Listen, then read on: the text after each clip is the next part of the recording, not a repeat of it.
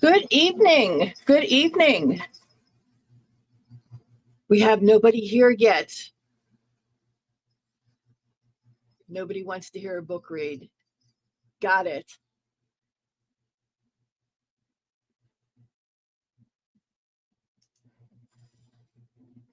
Check, check. We'll wait a few.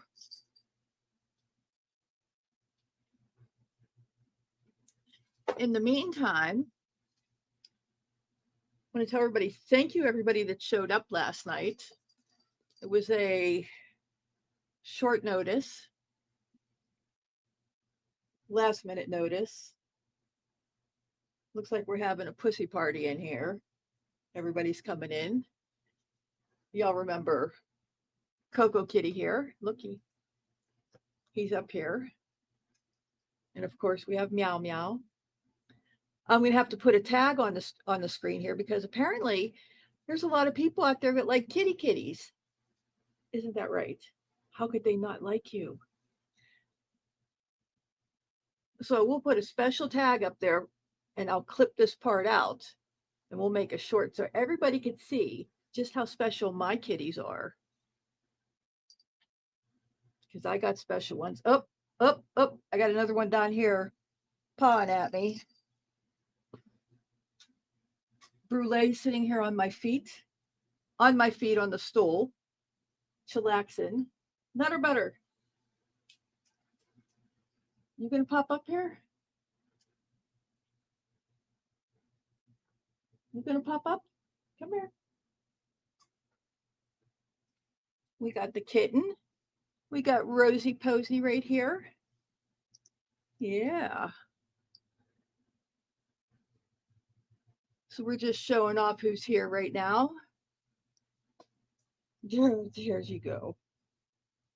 We're just getting clips for shorts later. Oh, here comes Brulee. Here's Brulee. My blue-eyed Mitty kitty. This is the oldest girl in the house. Look at that. It gave me a little fright last night, disappearing for a while. And her old sister is right over there.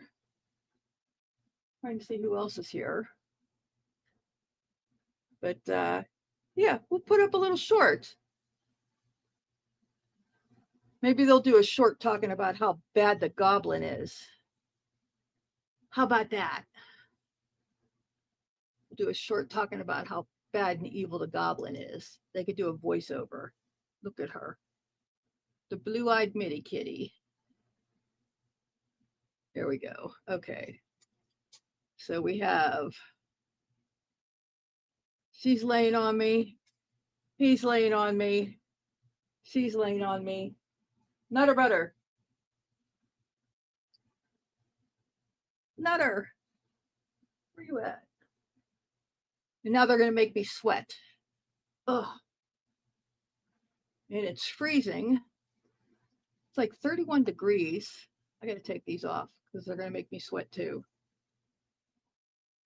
31 degrees outside.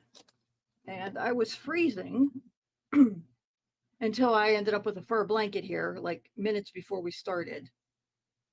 So we'll wait a few more minutes and then I'll switch over to my avatar because there's no excitement in watching me read.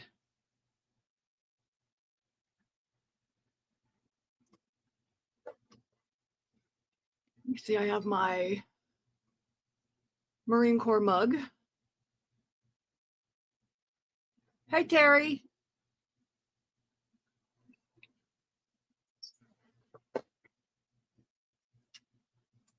I don't think,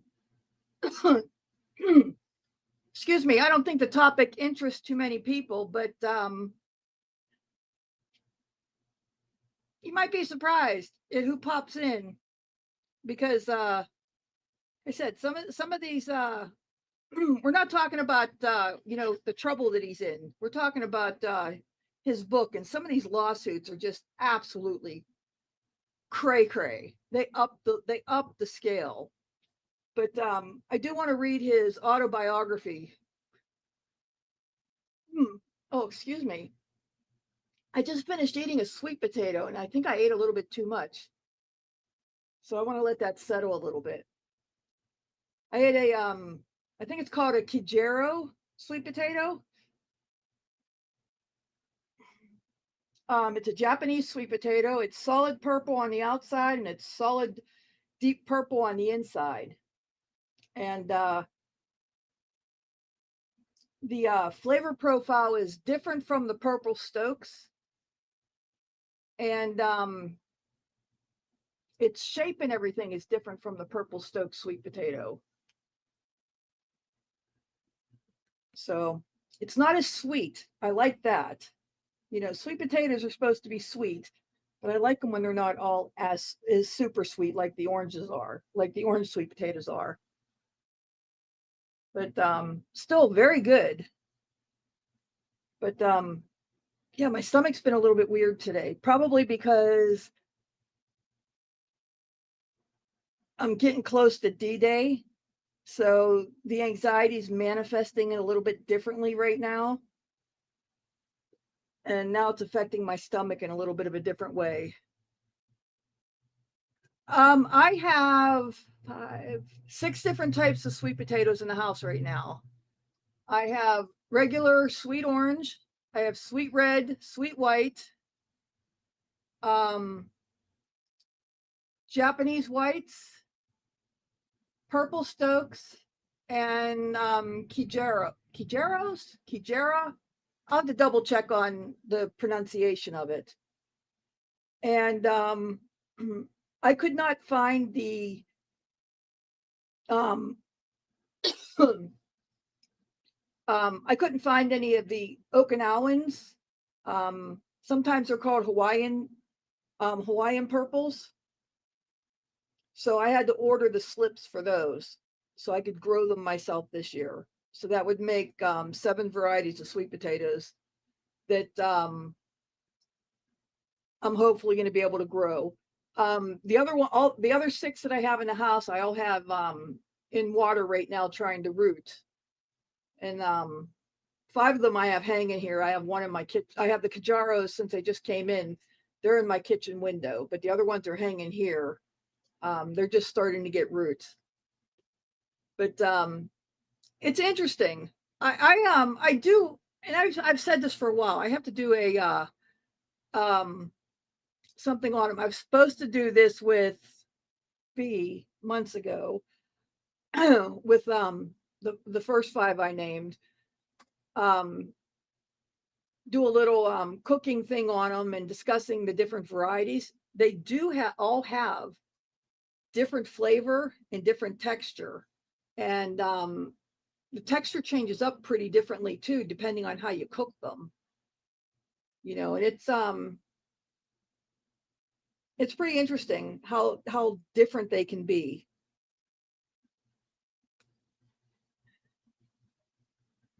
Uh, the oranges are the most common, and that's what you'll see the majority of the time. That is what you'll see in the stores.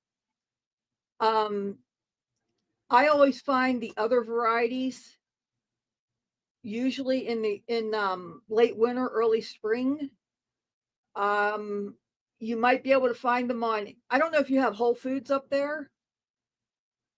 You might be able to find them at Whole Foods or any of your other higher end um, producers. That doesn't mean that they're more expensive. Just your better end produce markets might have the other varieties. You know, they're not that uncommon. It's just that, you know, most people just, you know, sweet potatoes, they think of the orange things. You know, the sweet whites and the sweet reds, you know, the sweet whites are, you know, white flesh, the reds, it's still an orange flesh. It's just it's more of like a tomato orange color versus the brighter orange of your typical oranges. But it's still really sweet. The Japanese whites that I get at Whole Foods, they're white. And then the purple Stokes are, I'll show them on screen sometime. They are a brilliant, vibrant violet. They are in your face violet, and they're absolutely stunning. But I never even realized they came in other colors until a couple years ago. And then I was all excited because when the grands are here, to get them, you know what it's like feeding kids. They could be real picky and don't like to eat different things. But if you could present things in different ways, that's the easiest way to get them to eat something if it's different. So I'd make them sweet potato fries. And, at first they kind of poo-pooed it. And then I found the white sweet potatoes. So they got white sweet potato fries and they didn't even think anything of it. And they were eating them like regular fries. And then I told them what it was. And, Gage is just sitting there eating away with ketchup. Didn't even think anything of it until I told him. And then, ate some without the ketchup and realized that, yeah, this is not your regular fry, but he liked it. So then I introduced French fries that were, or sweet potato fries that were the different colors, and eating it with something besides ketchup. And boom, now he doesn't eat his sweet potato fries with ketchup, and he eats the different colors. And because he does, the little ones do too. So big brother eats it, little ones follow. I do the same thing with beets. I'd make beet fries, and I'd use red beets and purple beets and white beets and orange beets. Just introduce it different ways. Trick them with the white ones. Let them think they're regular fries. Ha! Regular seasoned fries. Season them with garlic and Parmesan. They're really good that way. But I do that the color thing with the different tomatoes and peppers, and you make a salsa or a pico with multicolored tomatoes. It doesn't take any more time, but boy, does it look like you made a gourmet dish. If you're entertaining, and I know you like to entertain with that bar you have, you put a bowl of fresh made pico or salsa with multicolored tomatoes on there, or a pepper dish, like make a really nice pepper relish. Hey Betty, and you make it with the multicolored peppers. You didn't spend any extra time, but it looks like you spent half your day making it because it's so vibrant and so colorful. You know, and when you eat the rainbow like that, it just it's wonderful. Plus, the different colors have different vitamins in it too. You get different vitamins, so there is health benefits to it also by doing that. So just throwing that out there. So there's my little soapbox for the day. So besides tasting good, there's some health benefits to doing it that way also. Ugh. So, oh, we got 5 watching now. Hey Terry, here's a little funny. Um, I checked this out just a little bit before the stream started. Oh, I got something in my eye. Probably a cat hair. Uh, you know how big a certain goblin is on all her views? Gotta have her views, gotta get all those views. She's got 3,500 subs compared to my as of last night 123 subs. um the two of us, we have more views on our live last night than she does. Speaks volumes, doesn't it?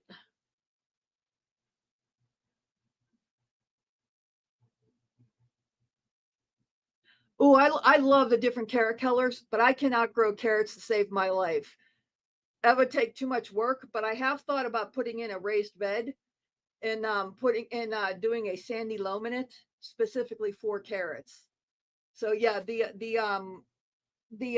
atomic variety, they're long and skinny, and they come in the rainbow colors. So yes, I love doing the different carrot colors. So I agree with you 100% on the different carrot colors. I do some some of the pot cherries, cherry tomatoes. I make my own pots. I didn't do any last year.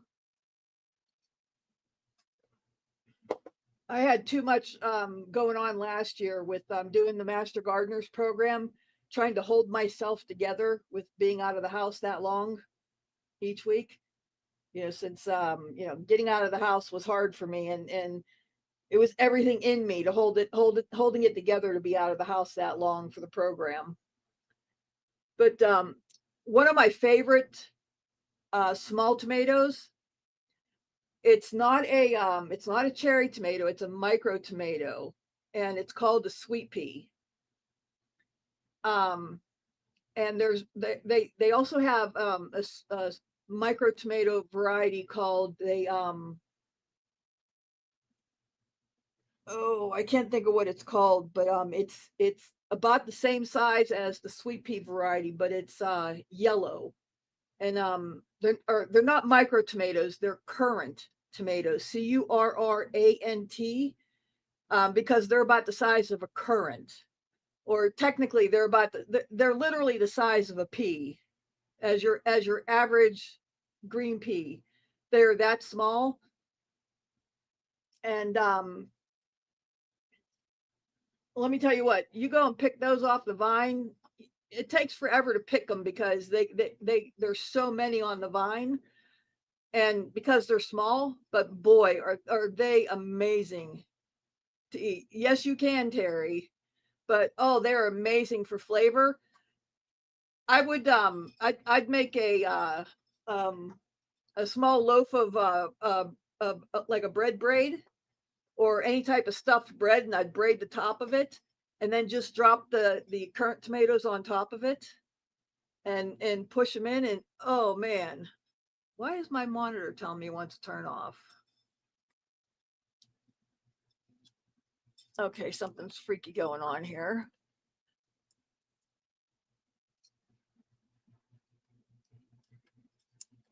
My monitor is doing something really weird right now.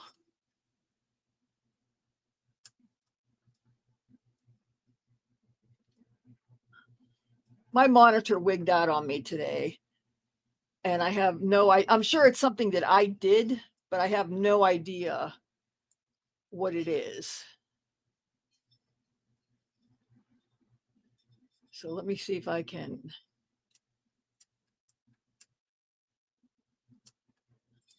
figure this out. I've never had it tell me it was going to turn off on me before. Eco saving is off.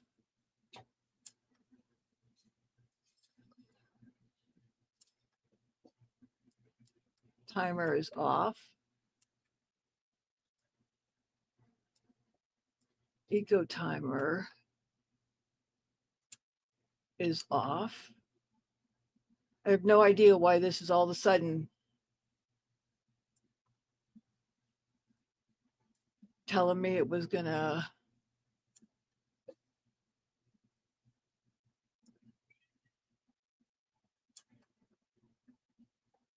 I have no idea why this was all of a sudden telling me it was going to shut off.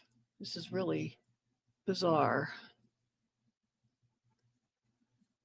Okay, I have no idea. But anyway, yeah, the currant tomatoes, they are, for as small as they are incredibly flavorful. Um, you drop one if you have a spot, like around the edges of your property or something like that, that you could drop a couple seeds and just let them go wild. They will grow, and you'll have more tomatoes than you know what to do with. And to go and pick them on a sunny day and just eat them warm off the vine. Oh my God. And you can go out and pick them like you would if you ever gone and picked blackberries or raspberries. You know I did that when I was a kid. Don't have the patience to do it as an adult, to go up on the sides of the roads anywhere. But you know, walk the border of your property and just pick them, or better yet, have the kids do it, and have those to add. They're the perfect size for a salad because it's not one bite and everything squirts out of your mouth, and you don't have to cut them. They're that small. But oh man, they are absolutely delicious, fantastic. I like them better for a salad than I do cherry tomatoes, just because you don't have to cut them or anything. And when you bite them, you don't have to worry about anything squirting out if your mouth isn't closed all the way. So I know, TMI, right? TMI. So really.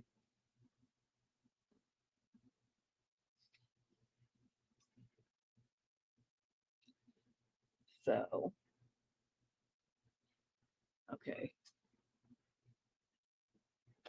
So yeah, I did something to my monitor today. I don't know what I did, but this is my big Samsung monitor. The color's not as vibrant as it was. My taskbar on the bottom, it's no longer black. Um, the colors are not as vibrant as they were. This monitor's not old, so it's not going bad or anything.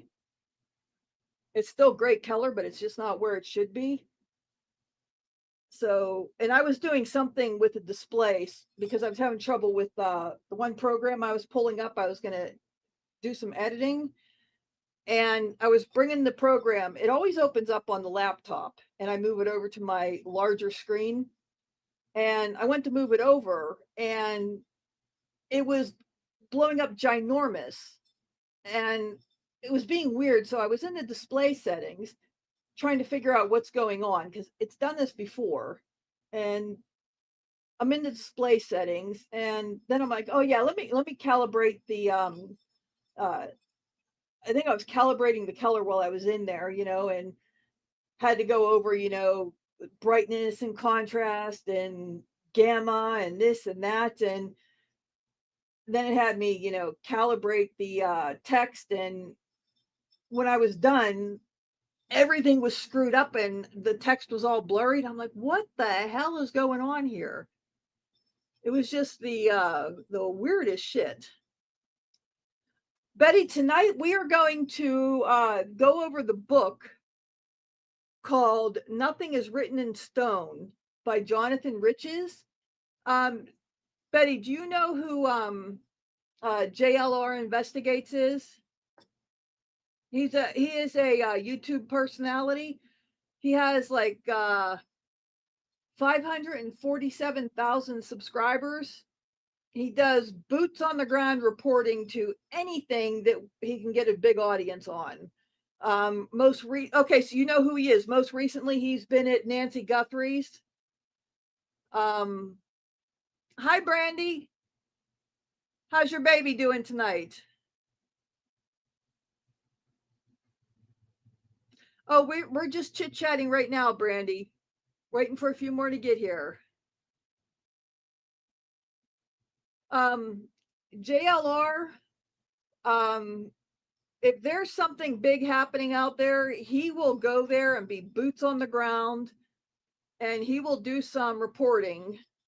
Um, with what I know now, I question how much of what he reports is accurate. I never did before. I had no reason to question anything, but I never really used them as an accurate source either. So take that for a grain of salt. Not everything you hear on the internet is accurate. We all know that.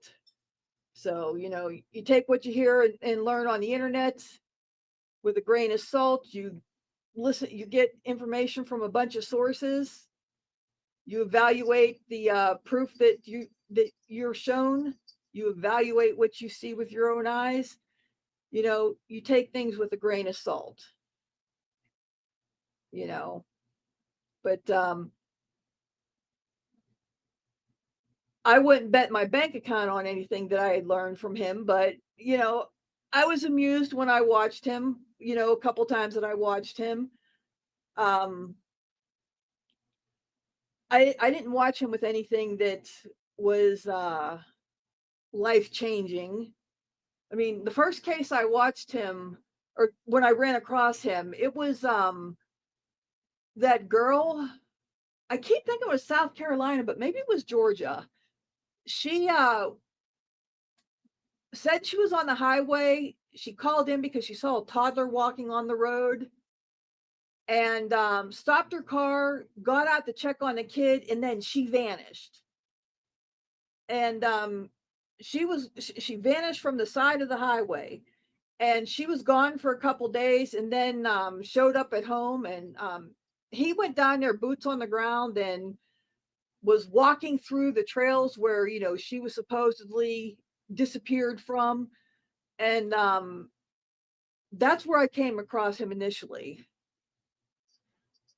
Brandy, you could, if you have a picture of him, you could put it, if you go to my community post page, up at the top there's a button that says if you press on community, it'll take you to a spot where you can put up your own post there, and you should be able to put a picture in there, put your own picture in there. And if you can't figure out how to get there, um, if Teresa makes it in here tonight, ask Teresa how to do it, because she's the one who showed me how to do it by posting on my community tab. Because I didn't know that it could even be done until Teresa did it on my community page. So if I didn't explain it sufficiently enough, just wait till Teresa shows up, if she shows up tonight, okay? Okay, so that was in Alabama. Yeah, her fake kidnapping. But anyway, yeah, JLR was reporting on that, and that's where I first came across him.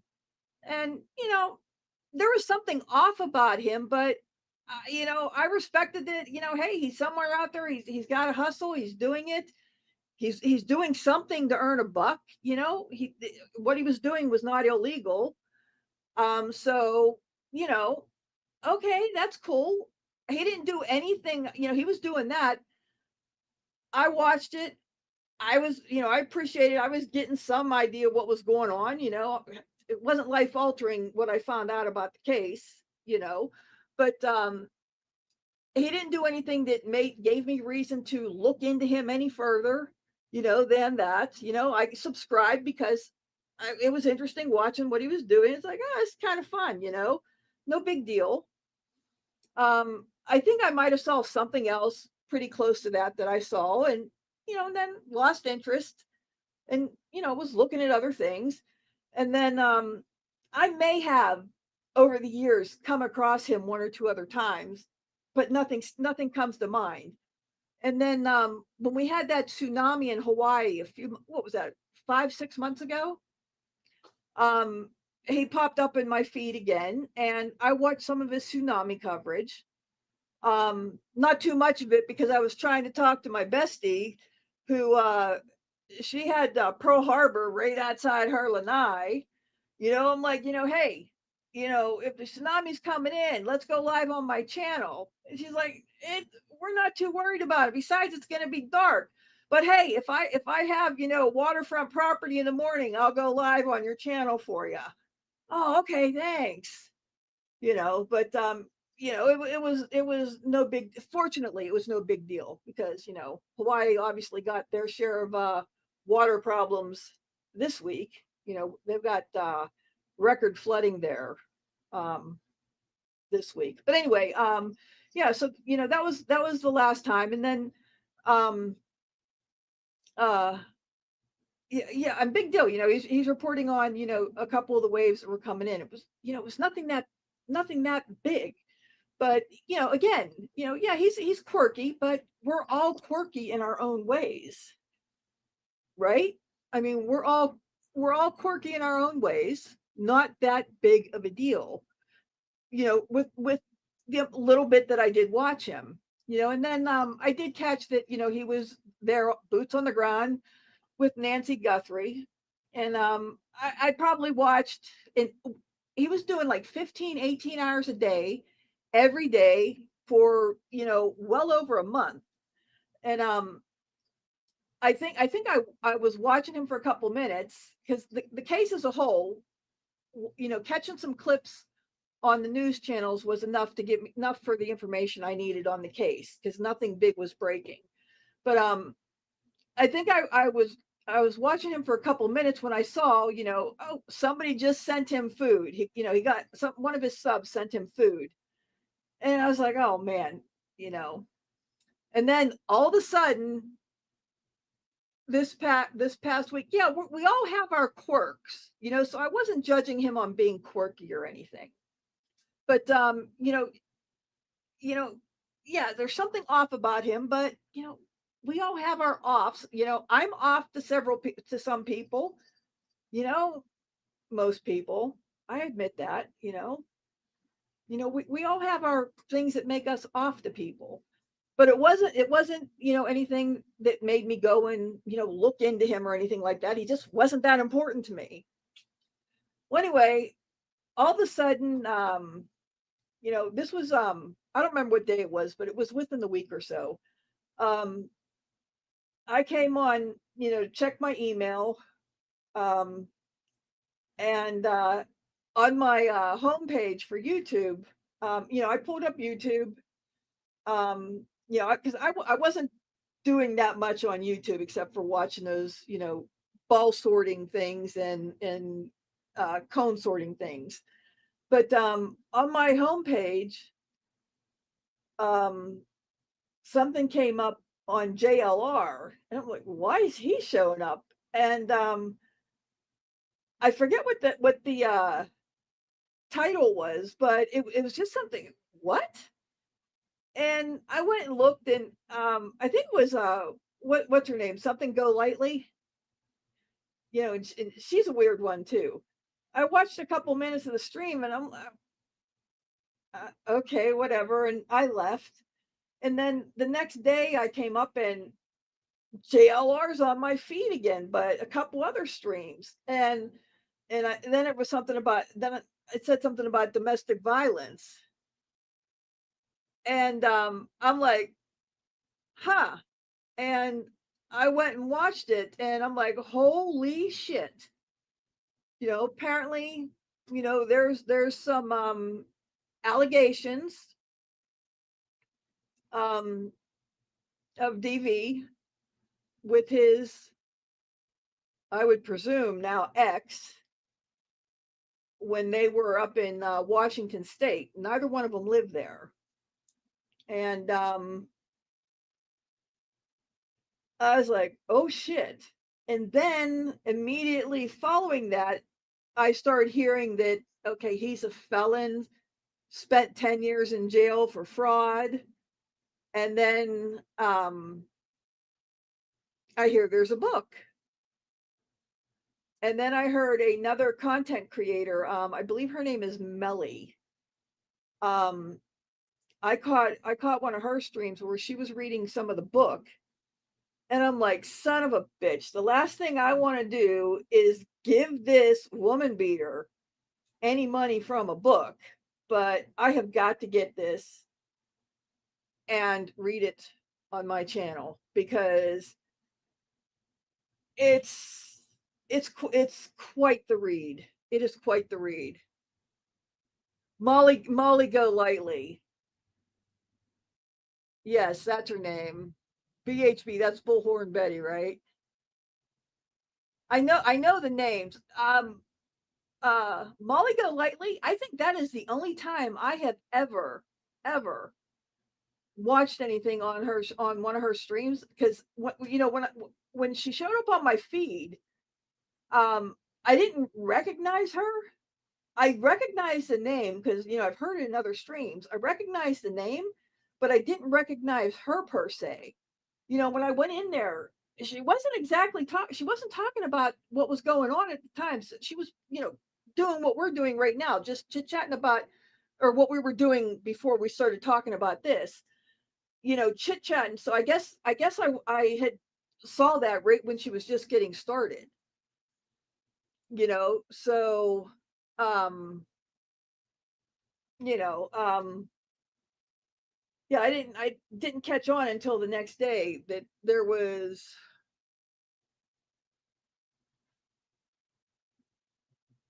uh, yeah, the book I have is I put the title is in the subject line here. Nothing is written in stone. And the beginning of the book has some stuff in there by scientists that I didn't read because I didn't feel like reading that. Um, a bit of an autobiography is at the end of the book, and then a bunch of his lawsuits, his more prominent lawsuits, is in the middle of the book. And it's like, how is this book even organized?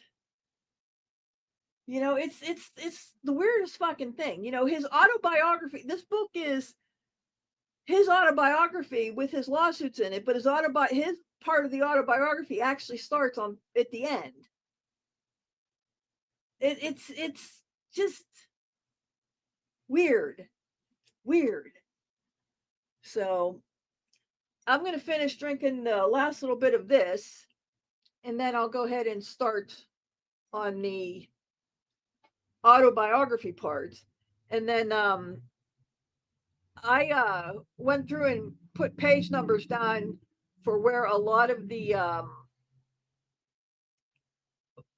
I thought more interesting cases are. But yeah, some of these now I already know the content of a lot of these cases, and they're just bizarre. And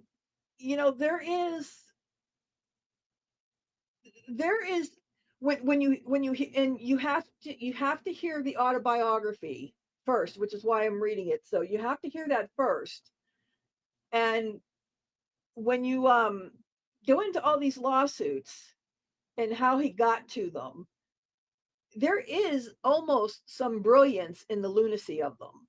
Almost, you know. Now I don't remember if it's said in this book or if I've heard this elsewhere, but he does have mental health diagnoses, and one of them is schizophrenia. But I don't remember where I heard that one.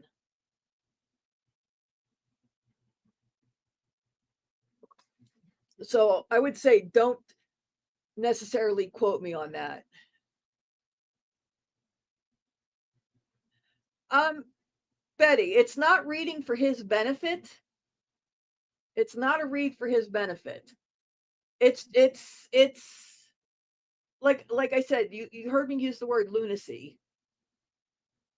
So he has when he was in jail, he spent 10 years in jail. He wrote over 2,000 lawsuits. Over 2,000 lawsuits. Oh, Betty, we'll miss you. But he wrote over 2,000 lawsuits, and he ended up getting banned from filing any more lawsuits in many states around the country for being frivolous. And he was found to be a vexus, vex, vexatious litigant because of it. And this is a person that now has a following of five and a half of almost 550,000 followers here on just on YouTube. I didn't bother to go look at what he has on other social medias.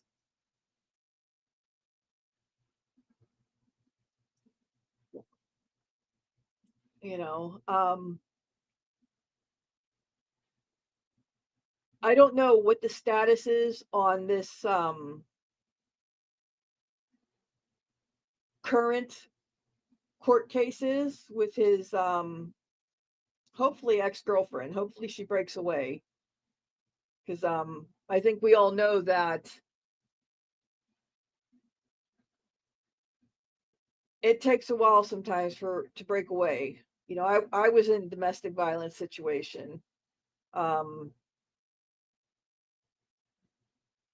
you know, didn't take me too long to break away once I decided to get out, but it took me a while to decide to get out.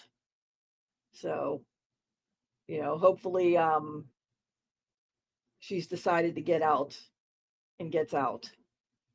But I think I saw that there's a resolution, but I didn't watch the video on that because I thought I saw something that there was, you know, there was a recent trial, uh, I think within the last week or so, that brought a resolution to the case, but I wouldn't quote me on that. So, um, and I didn't watch it to find out for certain because tonight wasn't about discussing the current. It was about discussing what got him to where he is today, what got him to be, you know, the do I even call him a man? Do we even consider somebody that beats on a woman? Do we even consider them men? So, you know, I had to be cautious with how I worded it, you know, since he is um litigious, you know, so still have to be mindful of things. You know, they say that for the weeks that he was boots on the ground for the Guthrie case, with all that time he spent online and with all the between all the super chats and everything, they say he was probably netting 30 grand a week. So even if he couldn't take me to court, if how I phrased it in my subject line, if that pissed him off, he could make my life not good just because of his income versus mine. So, you know, but I can still question things legitimately. Yeah, that is a lot of money, but I still think I could fairly and reasonably question things within the conversation here because, you know, I've been a victim of domestic violence, you know, and so, and it was a fair question. So, anyway, are we ready to move on? All four people in here? And yeah, I'm probably one of those four. And I'm reading it here, so oop, I'm on the wrong case. I'm on one of the cases from when I was page checking. Okay.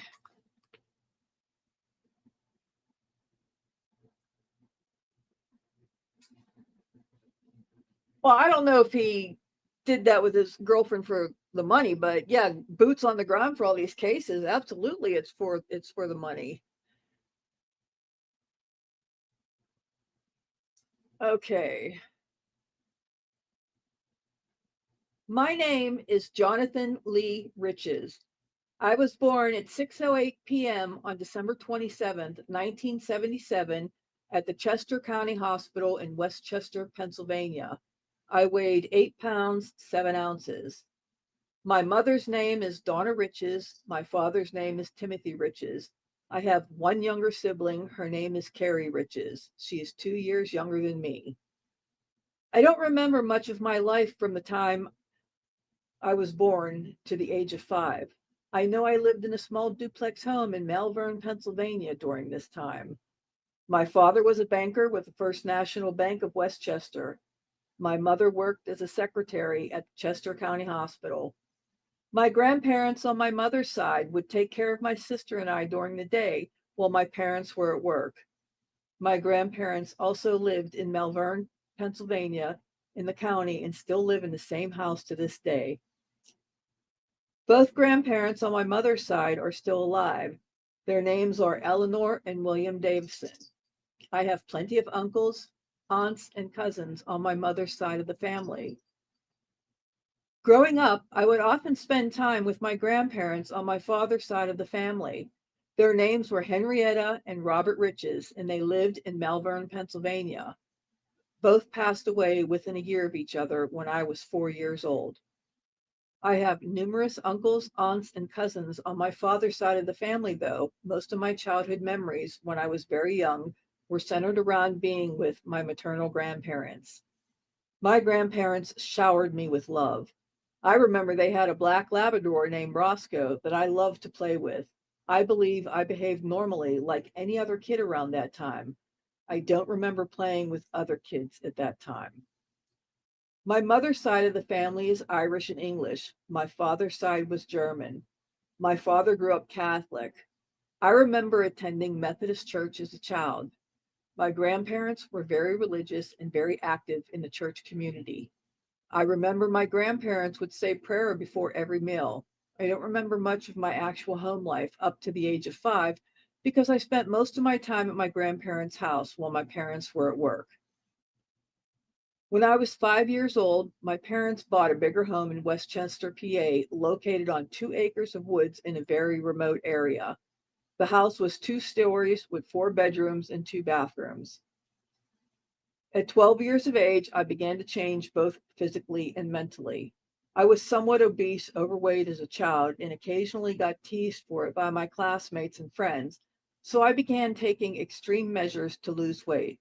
I would starve myself by eating only one apple a day for almost a year. I lost close to 100 pounds while going through puberty. This is when I began to see and take notice of the results that arise from taking extreme behavioral measures. The weight loss had negative effects on my social life as it made me extremely tired and cold. My safe haven came from wrapping myself up in a heater blanket and exerting the little energy I could muster to play video games on my Nintendo. My mother gave me my own telephone line in my bedroom, and I spent many days lying in bed just calling random people locally or dialing random 1-800 numbers to hear what I had reached. I missed many days of school because of my lack of energy. My room was my comfort zone. My parents were preoccupied with their careers and felt that I was old enough to take care of myself without a babysitter or my grandparents watching me. My mother gave me a Blockbuster video membership that I used to rent and watch movies, in particular horror movies. I also watched a lot of 80s comedies like Can't Buy Me Love, Better Off Dead, Weird Science, and Loverboy.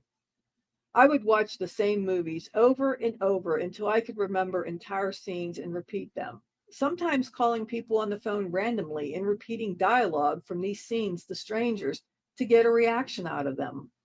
I was fascinated by how the telephone worked, so I began to take the phones apart and put them back together to understand the concept. This hobby at the time was referred to as telephone freaking. That's freaking with a PHREAKING. My grades were just good enough to pass each grade going into my teenage years. I became less interested in physically associating with people and more interested in talking to random people on the telephone. I discovered telephone chat lines and BBS systems, which were local lines that strangers would call to talk to random people. All types of conversations occurred, including phone sex. Usually, these lines were filled with adults. I played the role of someone around 21 years old, which people believed, and would spend hours on these lines living a fantasy life. This was a world before Facebook and MySpace. It was also an exchange depot of criminal activity. I began associating with people who were known as hackers, social engineers, and phone freakers. People would never use their real names, going by handles instead. I created the persona Gino Romano and never gave anyone my location or details of my personal life. Individuals would exchange phone diverters, PBX numbers to make free calls, and phone company backdoor departments to manipulate through the phone lines. Hackers would click up in groups and go to cyber war with each other through doxing and stealing people's credit information for the purpose of ruining it, or pranking people by sending dumpsters, porta potties, and dump trucks filled with gravel to people's homes. I gravitated towards this behavior and felt like I wanted to be the best known hacker on those lines. This was my entertainment. I navigated through the phone line system, diverting my calls so I could not be traced. This is crazy. What he said about having porta potties delivered, that shit my dad told me about doing when he was a kid. You know, people in the neighborhood and stuff, uh, they'd yell at the kids and stuff, they would have dump trucks filled with coal delivered to their driveways on the houses that they knew got rid of their coal furnaces, and they don't come and pick that coal back up.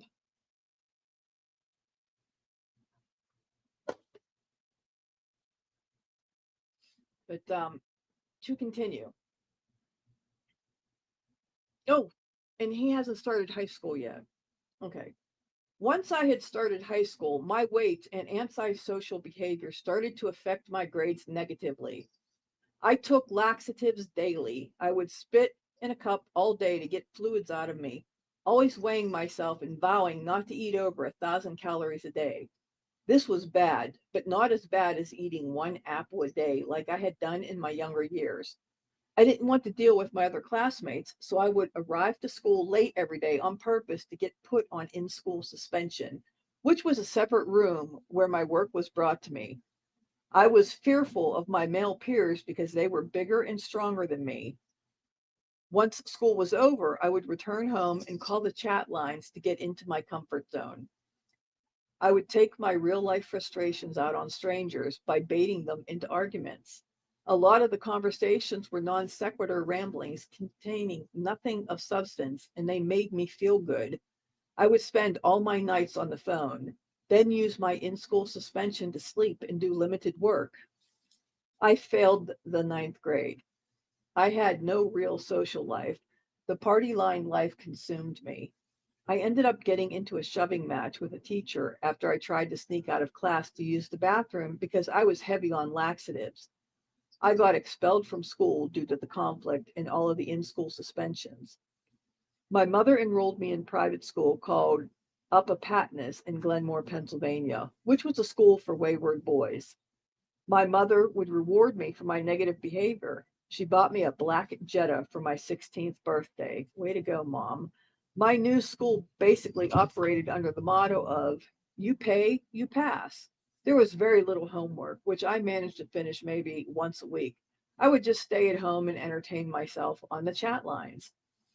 Around the age of 16, I started to engage in criminal behaviors I had learned from the chat line. I social engineered the monitor codes for Sprint customer service so I could listen into the lines where people would pay their phone bills with credit cards. I would then take the credit card information and use it for Western Union transactions where I would wire the money to a location further than 75 miles from my location, or by having a fellow chatliner from another state to pick up the money, take a cut for themselves, and wire the remaining amount back to me. I would miss school to drive long distances to pick up fraudulent Western Union transfers. I invested some of this money into a gateway laptop computer delivered to me in a cow box from South Dakota. The Western Union fraud was a daily thing. Credit cards at the time did not have the 3-digit CVV code on the back, and I was able to identify the 16-digit card number algorithm to the issuing bank on the card and flip the last digit to a sequence that would match a zip code, where I could recycle cards and dummy credit cards for the purpose of doing Western Union fraud and eventually online retail fraud. E-commerce businesses were beginning to pop up, and I exploited them by committing fraud with generated credit cards and purchase orders. I began networking with other telephone freakers and hackers around the world using techniques, trickery to manipulate online merchants into sending goods to me, splitting the proceeds with other participants while remaining anonymous. I would use credit cards to set up reservations at hotels, then would send large purchase orders of electronics and computers to the hotels after switching the cardholder's info. I would use fraudulent identification to set up mailboxes along the I-95 corridor between New York City and Washington, D.C., then send merchandise bought offline with credit cards to the locations. I also used the P.O. boxes to order more credit cards under other people's identities. I was learning the value of money by budgeting my ill-gotten gains into investing in more hardware and equipment to keep the fraud going. I bought spy shop equipment like voice changers, wiretapping equipment, phone scramblers, night vision goggles, etc. I used stolen identities and credit cards to open up private investigation accounts with sites that provided information such as addresses, credit reports, DMV, and criminal records, then used that information to create fraudulent IDs, bank accounts, and e-trading accounts. My life before turning 18 was centered around fraud and party lines. I graduated high school at 17, a year ahead of my projected graduation date, in spite of having failed in ninth grade. Upon graduating in 1994, I began working for Verizon, Bell Atlantic, customer service part-time in the mornings and also for TransUnion Credit in Chester, PA, part-time in the evenings. Both jobs were useful for obtaining information to use for fraudulent activity. I was recruiting people over the chat lines to do the fraudulent activity for me while I was occupied with work. I had an individual in Florida who would sell merchandise on eBay for me. In return, he would receive a 20% cut. eBay at the time had no limit on the number of gift cards that could be sold. These retained 95% of their value. Electronics would also sell quickly. During the mid-90s, I was spending a lot of my free time on the DEF CON voice BBS, bulletin board system, hacker chat line. This system was based in Nevada. I still remember the number by heart, 435-855-3326. I was amazed listening to other voices in real time, discussing computer vulnerabilities and expressing a willingness to trade or sell codes, PBXs, credit card numbers, calling card numbers, etc. with other people. If you wanted to make a deal with someone, you can go into a private discussion with them and make a deal. DEF CON was like the Silk Road before Silk Road. You could remain anonymous, and that allowed you to wheel and deal.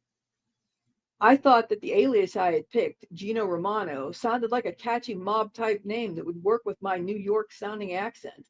I was always inquisitive and loved picking people's brains, using what I gathered from others by putting it together and doing it my own way. I learned a valuable tool about phone optiverting that would mask where my real location was when making a telephone call. I learned that when anyone calls a 1-800-888 or 877 toll-free number, the person who owns that number on the receiving end receives a monthly call detailing where they have all the telephone numbers of the people who called it. At the time, using stolen calling cards was a hot ticket to make free calls, but obviously people were worried about their numbers, and the numbers they called would be on the individuals who owned the calling card monthly call detail. So optiverting allowed you to mask that. Before calling a toll-free number, I would press 0 for my local operator. My telephone service was with Verizon/Bell Atlantic. I would inform the operator that I was a disabled customer and have them dial the toll-free number for me. That way the person sees 000-000-0000 on their call detail. Now I could call toll-free numbers like AT&T, MCI, Sprint, and enter in a calling card number and call where I wanted to for free and not be worried about it getting traced back.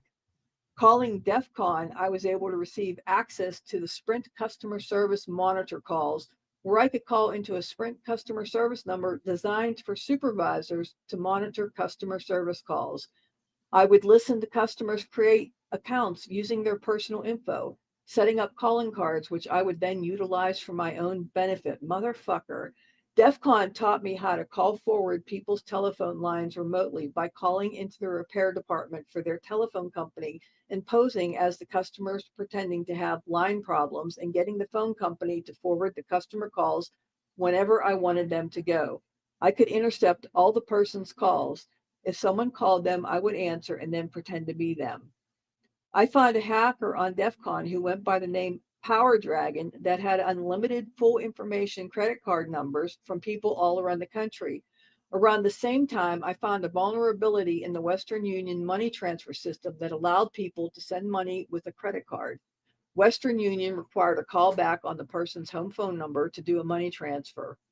Since I knew how to forward phone lines, I had that part covered. What I needed was credit cards. I made a deal with Power Dragon that for every credit card he gave me, I would wire him 500 back within a few hours.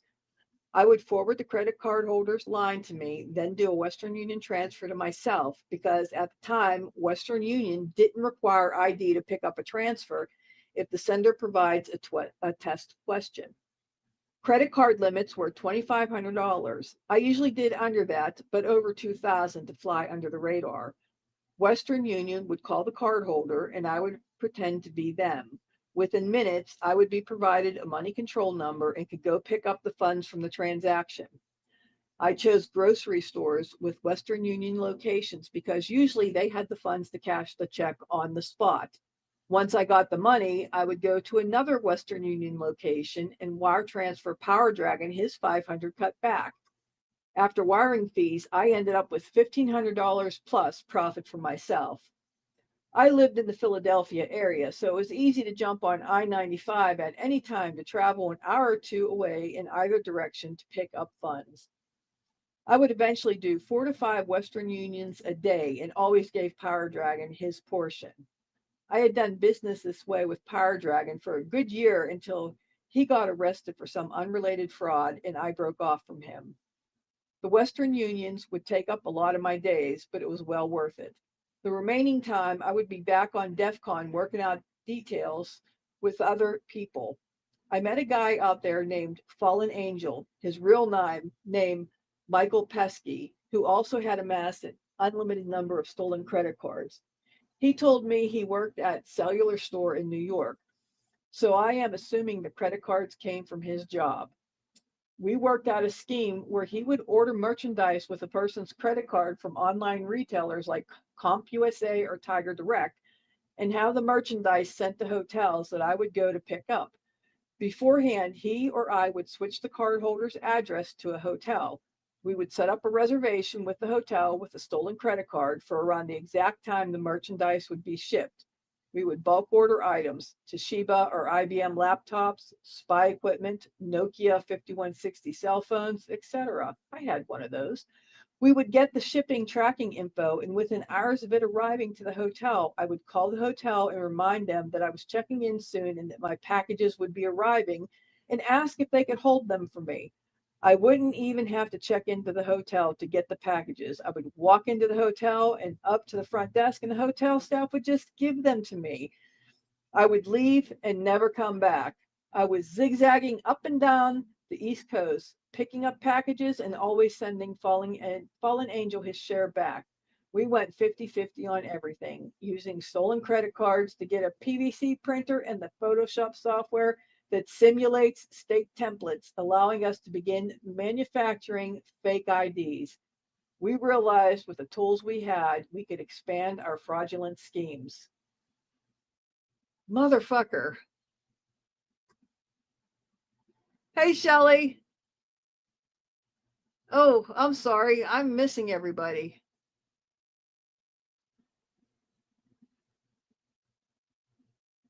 Okay, hi. Hello. Let me go up and see who I missed here. Terry, I'm so glad that you've been taking care of chat for me.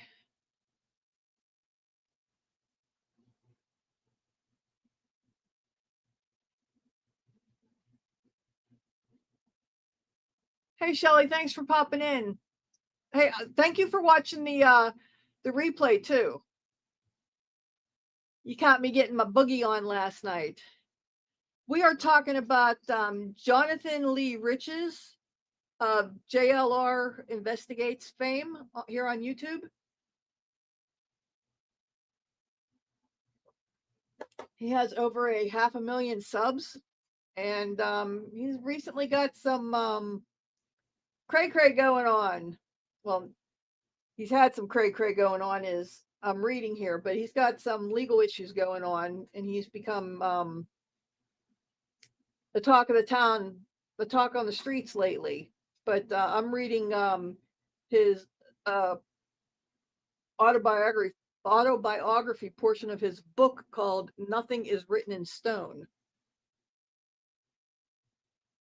Oh, Terry, wait do you hear some of the I would love to go through all these lawsuits. There's too many. I don't have all of them, obviously, but some of the lawsuits, I'm going to go over quite a bit of them. But you're going to sit there, your jaw's going to hit the floor. And just when you thought you heard it all, I'm going to read another one. And you're going to have bruises on your jaw from hitting the floor because you think it can't get any worse. And I'm going to read another one. And you're going to go, holy shit. And you're going to start using other four letter expletives. It's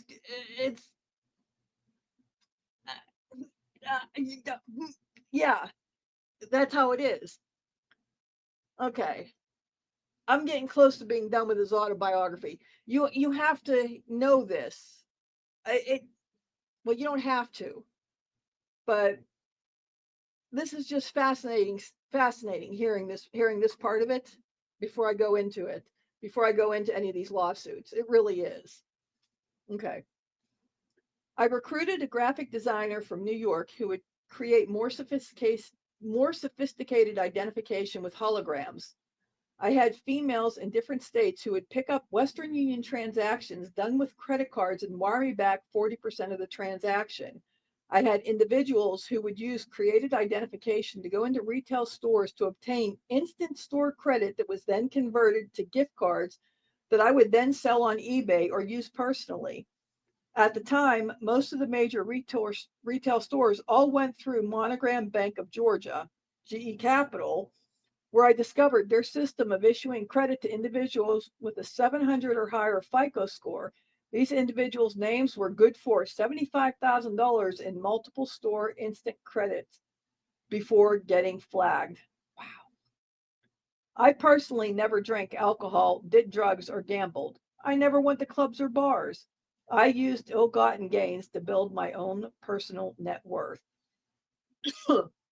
I would use people's businesses' credits to obtain gas cards through Exxon, Mobil, or Shell. This allowed me to travel around committing fraud without having to worry about fuel expenses. At 18, I used a stolen identity to purchase vehicles off of car lots by using stolen credit cards for the down payment and insurance policy. Once the vehicles were paid off, I would sell them back to straw men I created. Over the next few years, I continued to build my own net worth. By 21, I quit the two jobs I was working, feeling that I had exploited them as much as I could. White collar crime felt like a job to me. I felt it was a victimless crime and that the banks and people I was defrauding would get reimbursed by the insurance companies. I never met the people from the chat lines who committed the fraud with me. I had no girlfriend up through my early 20s. I remained a virgin. Once I quit my jobs, I was able to move around the country committing fraud and evading detection. This was probably why I was not arrested or questioned for almost a decade. I would travel to cities, stay for a few days, doing fraud through the banks, malls, retail stores, and then leave town never to return. I invested in a Jeep Grand Cherokee with an enclosed travel trailer. On these trips, I would fill up the trailer with stolen goods obtained by credit cards, then return home to Pennsylvania and use my connections to resell the products. When I wasn't committing fraud, I would spend hours on chat lines for entertainment and scouting, recruiting others who were in position to help me commit more fraud. That's where I met Jason Michael Carpenter, who would end up being a future co-defendant in my criminal case. Carpenter was from Houston, Texas. I met him on DEF CON, where he was advertising himself as a broker selling thousands of blocks of active credit cards. Usually, I would get my own credit cards and not deal with people in this way, but I thought it was quick and easy to deal with him, so we would work out a deal where I would give him 200 per active credit card. He was obtaining credit cards through a new technique called phishing, which consisted of sending out mass emails to AOL customers, making them think the emails were coming from AOL and asking them to resubmit their billing information to maintain services. I never met Carter, never gave him my real name or contact info other than an email. I worked on and on with Carpenter for 2 years, with neither of us knowing anything about the other's personal life. I used fraudulent money to purchase a home in my parents' names in Holiday, Florida, which I got through a 30-year mortgage, but paid the $100,000 home off within months. While in Florida, I met Stephanie Costley Doyle in an MSN chat room, who would also be my future co-defendant. I invited her to my home and she never left. Stephanie would be my first love, and I opened up to her, showing her my fraudulent world, and she decided to be a willing participant in it. I was able to provide her with material goods and take her traveling with me around the country, committing fraud with pleasure. We worked together for about a year in 2002 until the FBI arrested us in February 2003. We had no clue that we were being watched by the FBI, no warning that they were coming. This came about because around December 2002, Jason Carpenter sent me an email saying he needed a way to contact me, which led to me letting my guard down. I provided him with a number for a cloned cell phone. When we spoke, he explained to me how a Mexican hit his car in a hit and run, and he wanted me to look up his information based on databases I had access to. I gave him the information, not knowing that he was working with the FBI and that they were tape recording our conversations.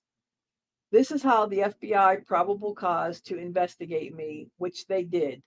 For the next few months, the FBI was watching Stephanie Doyle and myself commit credit card fraud in stores and cash advances in banks, building a case against us. On February 23rd, 2003, I left my house to do cash advances in multiple banks throughout Tampa. Coming out of my fifth bank, the FBI swooped in and arrested me in the parking lot. I refused to cooperate. They arrested Stephanie at my home around the same time. She cooperated. We were both taken to the county jail in Hillsborough County, Tampa, where they let males and females mingle together during booking. We talked and hugged, and I knew it was over for me. Agents had a complaint against us from Houston, Texas. Jason Carpenter had been arrested for sending fraudulent packages to vacant homes and began cooperating with the FBI against me. I was denied bond in federal court in Tampa because the agents found hundreds of identifications and ID making machines at my residence. Stephanie was given house arrest. Within weeks, I was extradited to Houston. During the extradition, the FBI arrested my parents for allowing me to purchase a home in their names. This was probably done to put pressure on me to plead out. Once I was in Texas, I was indicted with multiple people from all over the country whom I had never met. I was assigned a public defender because I had no money and my parents had to use their own money to defend themselves. I was housed in a federal detention center in Houston, which was very difficult for me to deal with because I had never been in prison before, poor baby. Our case dragged on for the next 15 months. Meanwhile, I had no contact with Stephanie or my parents as their lawyers were pointing the blame at me. Do you think? Eventually, I pled guilty to wire fraud and conspiracy. Jason Carpenter, who was the head of the indictment, was given a bond for cooperating, but he fled after pleading guilty. He stayed on the run for a few more years, committing more fraud along the way. My parents' lawyer managed to have my parents plead guilty to a lesser charge that only entailed probation. Stephanie Doyle received a 2-year sentence. Other co-defendants received between 4 to 7 years. I got sentenced to 10 years because the government argued that I was the ringleader. I challenged the arguments, but my attempts were shot down by a Texas judge. Having already been held in federal detention for 16 months, that time counted towards my sentence. The courts and lawyers would tell defendants that they would have to serve about 85% of their sentence, with good time factoring in 54 days per year. But in reality, if inmates receive all the good time, it's really 87% of their time, which is 47 days a year. So a 10-year sentence would have gotten me 470 days off that sentence. Federal sentencing judge Melinda Harmon also recommended that I participate in the Bureau of Prisons residential drug abuse program, which is a 9-month program, and if completed, takes 1 year off of your sentence, plus an additional 6 months in a halfway house once your sentence is completed. Once sentenced, I stayed in the detention center for a few more months while the Bureau of Prisons scheduled where I would do my time. I was shocked to discover that I was to be sent to maximum security United States Penitentiary in Coleman, Florida. Bureau of Prisons considered me high risk because one of my identity theft victims had been former Attorney General Janet Reno. Guys, identity theft of Janet Reno. I left FDC Houston in the summer of 2004 and boarded a U.S. Marshal plane and was transported to a federal transfer center hub in Oklahoma City. I was shackled on the plane. I was held at the hub for a month until another plane took me to a Central Florida where I was subsequently bused to USP Coleman. Never being in prison before, I experienced a cultural shock my first day on the compound. Races of inmates stayed in their own cliques and ate together at mealtime. There was daily violence. I spent my days running in the rec yard and studying in the law library. I wanted to learn how to appeal my criminal case because I felt that the outcome was harsh and draconian. Well, no shit. What is it with people thinking they go to prison and think they're going to get Club Med? Really. I behaved well during my time in Coleman and did not get involved in negativity or prison politics. Within a year's time, I realized the Bureau of Prisons had classified me incorrectly as a violent inmate. I brought this to my case manager's attention and was offered a lower level custody if I was willing to go to a medium security facility in South Carolina called Federal Correctional Institute of Bentonville, which was just opening and needed bodies to fill it. I took the offer and was transferred in 2005. Once I arrived, I realized that the correctional guards were more petty and that the rules were stricter than in high security. I began getting write-ups for minor infractions like not standing straight for count or disobeying an order. These infractions did not affect my good time, but I was sanctioned loss of commissary and visits. At Bentonville, the law library was computerized instead of being contained in books. Inmates used the Pacer.gov and Westlaw system.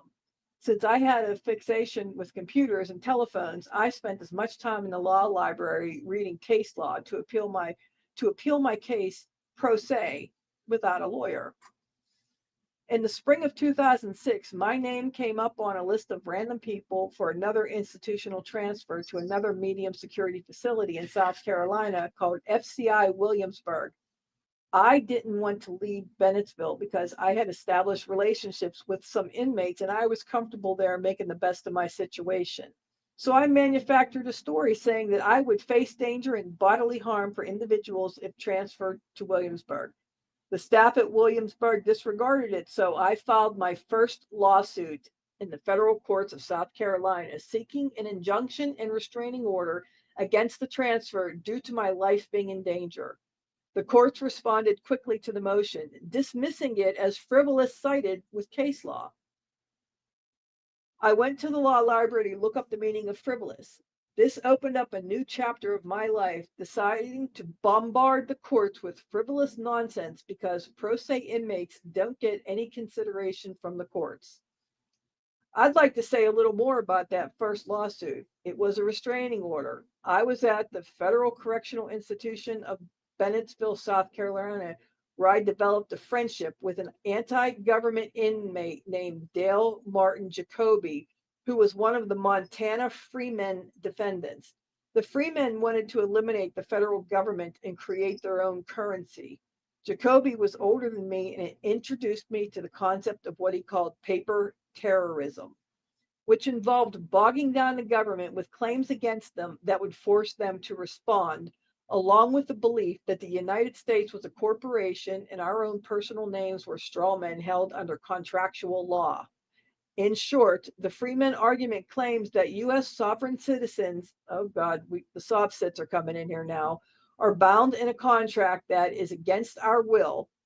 This theory holds for both civil and criminal cases.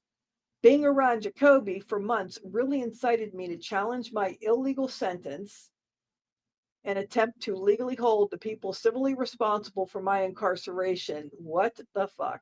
Prison officials at Bentonville got wind that a group of sovereign citizens were filing tons of paperwork through the Bureau of Prisons, so they decided to split everyone up by shipping them to different prisons, with Jacoby the only one to remain. I didn't want to leave Jacoby, so I filed an emergency preliminary injunction / temporary restraining order with the federal court in South Carolina, preventing me from being shipped to another prison, as I claimed imminent danger and bodily harm would be done to me by other co-defendant affiliated inmates waiting for me at the new prison. The federal judge ruled against my suit instantly by claiming it was frivolous. Well, I certainly was not a lawyer, and I really didn't know how to draft a lawsuit in proper form, so I felt let down and bitter that the courts would dismiss a lawsuit at face value from a pro se inmate just because they couldn't draft the lawsuit properly, especially if the suit could have merit. Nevertheless, I was shipped to a new prison, but once I got settled into my new location, I wanted as much time as possible in the prison law library to understand how the federal rules of civil procedure worked and about the entire lawsuit process. In order to spend more time on this investigation, I pretended I had a leg injury by limping around the prison. The medical ward provided me with a cane and work exemption. All federal inmates otherwise would have to work. Since the federal judge ruled my previous lawsuit as frivolous, I wanted to understand how the judge came to that conclusion. The prison law library was set up through LexisNexis, which provided case law on every civil and federal lawsuit filed in the country. The library had no internet access. Searching the system, I discovered that in most federal districts, inmates would file the majority of civil lawsuits, and judges seemed to be dismissing these lawsuits sua sponte, on its own motion, as frivolous. The Prison Litigation Reform Act, 42 U.S.C. 1997, is a U.S. federal law that was enacted in 1996, which Congress has enacted in response to the significant increase in inmate litigation in the federal courts. The PLRA was designed to decrease the incidence of litigation within the court system. All inmates can proceed the prison. All inmates can proceed in forma pauperis, not paying upfront court costs, if they don't have 3 or more lawsuits that were deemed frivolous or without merit by a judge. I concluded that judges were ruling inmates' lawsuits as frivolous, so each inmate would collect strikes, and that once an inmate had three strikes, they would not be able to file future lawsuits in forma pauperis, and that they would instead have to pay the entire cost of the lawsuit up front. This was $450 at the time. As the prison population was increasing, the courts were getting flooded with inmate lawsuits and needed a way to cut this amount down by finding a way to thwart inmates from filing. Wow. If an inmate has 3 strikes and tried to submit a lawsuit without the full payment submitted, the clerk of courts would return the lawsuits to the inmate unfiled. I found an exemption to this rule. If an inmate claims imminent danger and bodily harm, then the courts have to accept the lawsuit. On top of me searching around the sorry folks. On top of me searching around the LexisNexis system about frivolous litigation and lawsuits that had merit, I concluded that it was next to impossible for a pro se inmate to file a lawsuit against anyone and actually win. Judges will find some reason to dismiss it outright, or the defendant's lawyers will convince a judge that the suit needs to be dismissed. I made the decision to flood the courts with bullshit suits and waste everyone's time because I felt my own personal sentence was draconian and I wanted to clog the courts to elicit a reaction and in the process get revenge on them. I decided to test my creativity out. I added my name as a plaintiff and chose George W. Bush as the lead defendant. Then I started listing other government officials after Bush. Then I added random defendants that everyone hears about in pop culture, using newspapers and magazines as a reference. Then I added entities and individuals that were dead as defendants. I was asking other inmates around me for names to include in this mega George Bush lawsuit. I came up with over 700 named defendants, which was almost 10 pages in length. Finally, I added a complaint that was really short and frivolous. My thinking was that the clerk of courts that received this lawsuit would have to docket each listed defendant separately. I knew the defendants would never be served. I just wanted to waste the court's time and see the judge's response. I made copies of the lawsuit, then mailed it to the federal courts in the Eastern District of Pennsylvania, along with an attached informa pauperis application. About 2 weeks later, my vision came to fruition. The courts responded back with a judge dismissing the case as frivolous. I took that same lawsuit and switched the court heading on the top to the North District of Illinois and sent it to the federal court in Chicago. Again, I got a response back from the judge dismissing the lawsuit. But the judge also said that the clerk of court spent hours docketing each listed defendant. That left me thinking that this was a good result. Maybe somewhere in the process, I had prevented someone else from having a court case assigned. In federal court, the same judge hears both civil and criminal cases. My thinking was that if I start flooding the courts with lawsuits, then that will waste the court's time on me while delaying some other criminal defendant's case. The federal prisons are packed. People complain about prison overcrowding. I thought that flooding the courts with lawsuits and inspiring others to flood the courts with suits will slow down inmates from entering the system. Criminal cases would get delayed. I still think that to this day. I made an internal commitment to be down for the cause. I told myself I am going to find the way to subsidize the cost of stamps to send lawsuits, and I'm going to send as many as possible to courts everywhere. Maybe this is a way to shut it down and a way to get released from prison. I came up with a catchphrase. I got the balls to fuck with the halls of justice. The law can suck dick. Literally says that. I got the balls to fuck with the halls of justice. The law can suck dick. Wow. I was eventually transferred to FCI Williamsburg. After a few months, I settled down with a routine of running multiple hours in the rec yard and doing my post-run recovery in the law library. I started filing lawsuits in different federal courts to see what would happen. Everything was trial by error. I could file informa pauperis applications with the lawsuits, claiming that I was indigent or in imminent danger so I wouldn't have to pay the $350 court filing fee. The prison library had cases of the same names of individuals who would file lawsuits against officials over and over, so I used the same tactics. But instead of suing officials with legitimate claims I knew I would lose, I would pick celebrities instead of officials to sue. I would also try to be as creative as possible, making up far-fetched allegations that made no sense. I slowly learned to tailor my language in intentional ways to target specific courts to see how far the suits could get before they were dismissed. I remember seeing on the news that Michael Vick was indicted by the federal government in Richmond, Virginia for dogfighting. So I filed a civil suit in the same courthouse against him, claiming he had used my dogs for dogfighting, as well as other bizarre allegations, knowing that journalists would find it while investigating the details of the case. This plan worked. My lawsuit against Vick was on the news, which I watched on the prison television. This granted me a certain degree of notoriety and respect by inmates and guards. I did my next lawsuit against Barry Bonds because of the steroid controversy he was embroiled in. This also resulted in me getting on the news. I found a new hobby, something I could do to pass the time. Be creative with my writing as a form of art, free of charge, getting a reaction from the courts and sometimes lawyers involved in the cases in the process. My ongoing eating disorder got me cans of Ensure provided by the prison medical staff, which I then bartered with for stamps to use for my mailing my lawsuits. Over the next few years of being transferred to different prisons, getting kicked out of the RDAP because of my lawsuit addiction, etc., the lawsuits became my life. I would intervene in criminal cases, file motions to be parties' counsels, etc. All this is evidenced by the lawsuits seen here and thousands more that can be found through the courts if you are lucky enough to obtain them. JLR with a copyright symbol.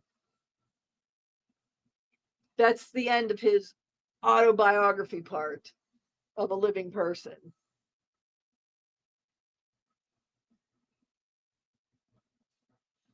Oh, I'm sorry. What's wrong with your cat, Bliss?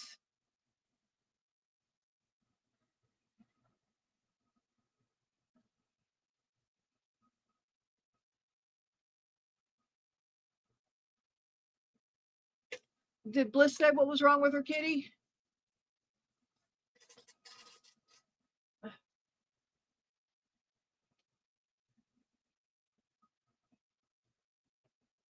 Yo, wow is right. No kidding.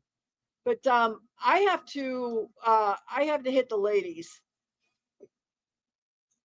My kidneys feel like they're about to burst. So if she's not all the way gone or pops back in, can you ask her what's wrong with her kitty? Maybe I have some advice. Um, let me hit the head up and suck a lemon real quick. I'll be right back. Take care of the chat for me, ladies.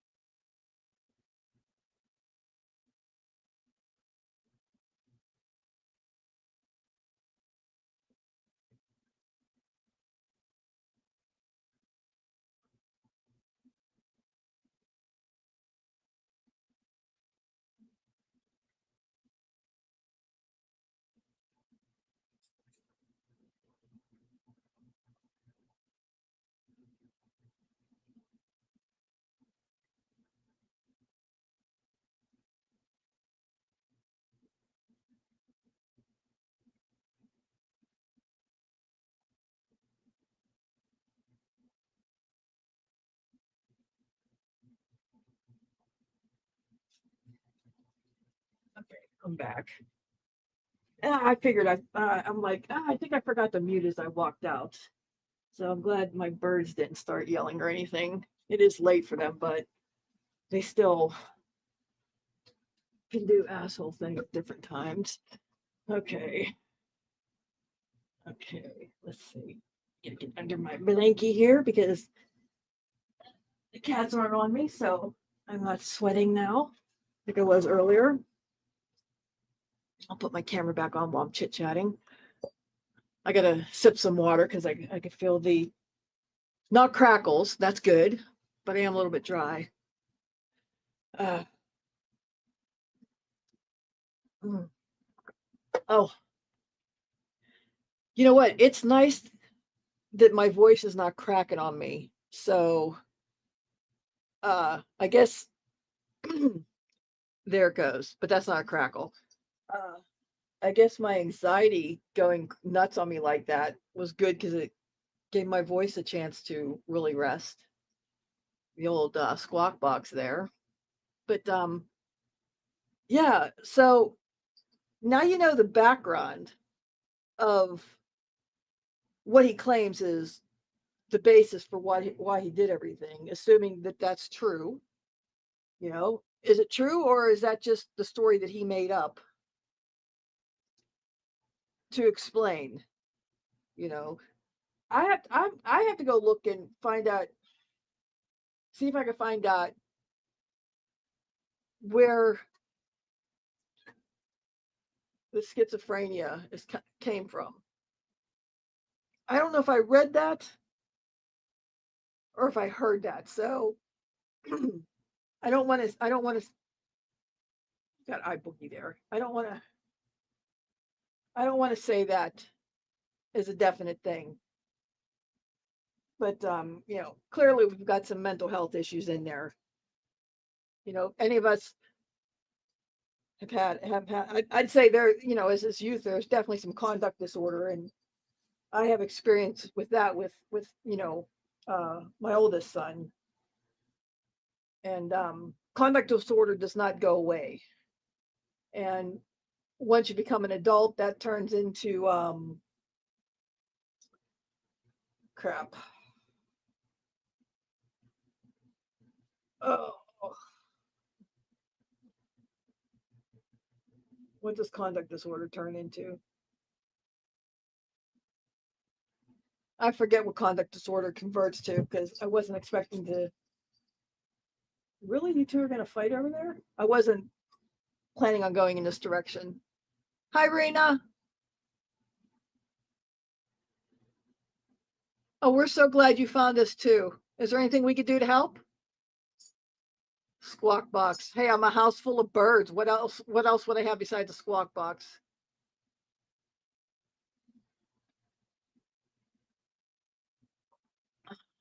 Let me Google real quick because that's going to bug the crap out of me that I'm blanking on.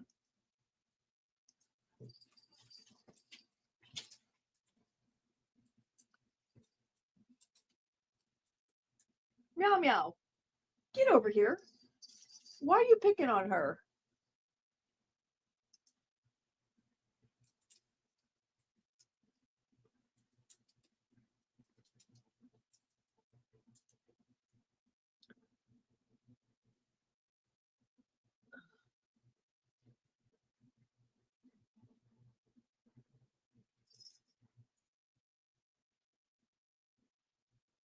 And okay, I was getting ready to say it's once you're an adult, it's converted into antisocial personality disorder.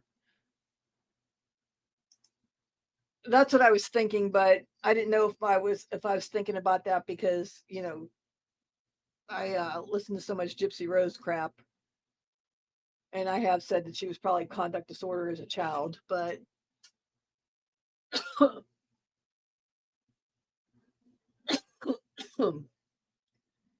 but yes, I have a my oldest son has conduct disorder as a child. That's terrifying. That's really a nightmare.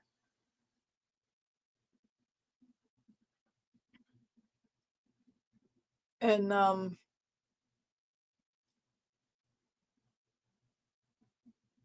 don't think he was born that way. I think his was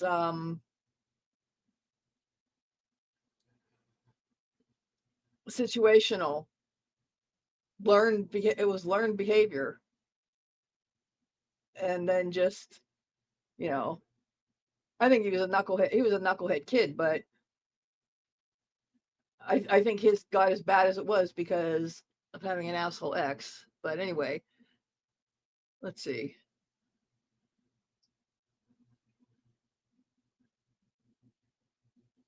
Oh, I'm sorry, Rena. Okay, so my question was there anything that we could do to help? But that's not something that I don't think we could help with. We could just be here and try to give you something to laugh about, I guess. I'm sorry about your sister.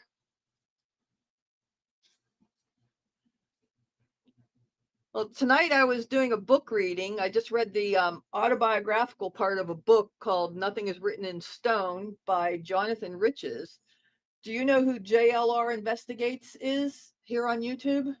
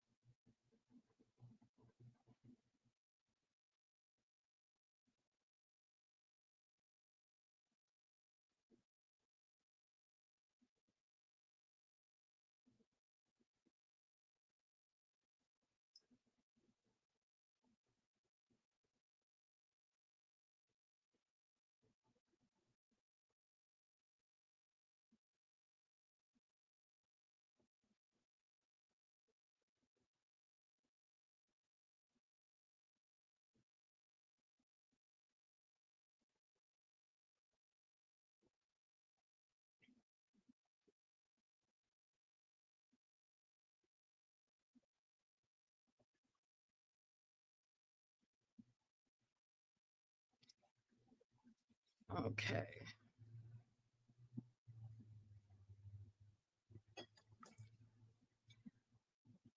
Okay. I was going to start in order, but as I was going through and pulling up page numbers, I came across this one, and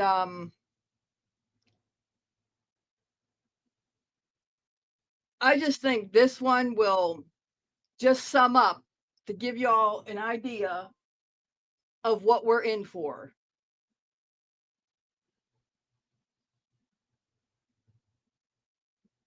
My cameras are going crazy.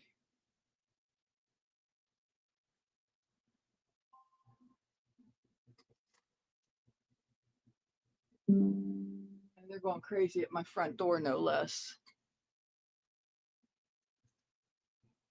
It's probably one of my feral cats.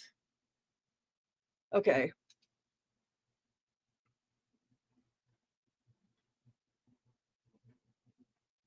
Hey, me too. Okay.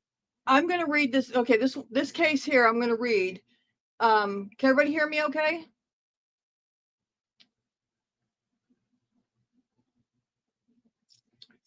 Um,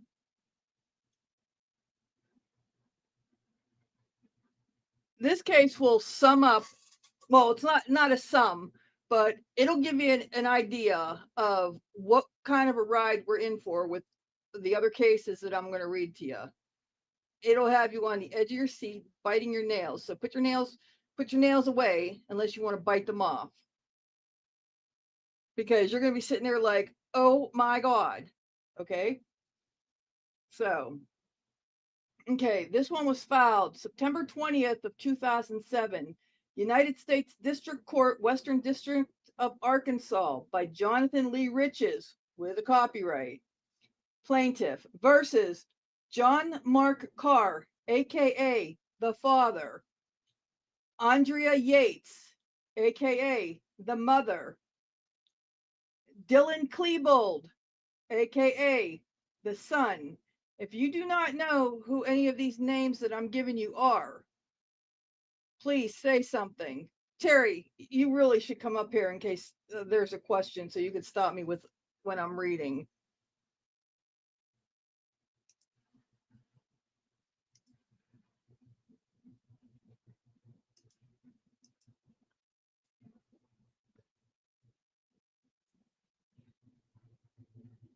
Just in case we need a name check on any of the names, Terry. Okay.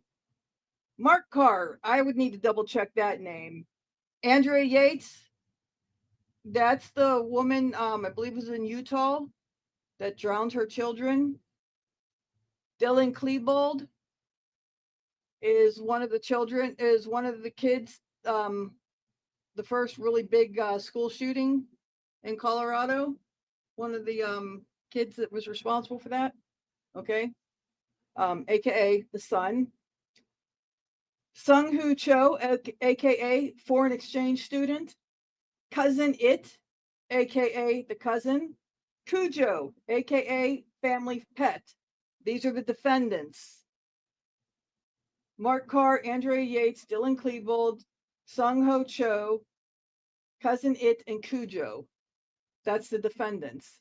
Civil complaint, family abuse for a temporary restraining order. Comes now the plaintiff, Jonathan Lee Riches, in pro se, moves this honorable court to issue an order for defendants named in this suit to respond.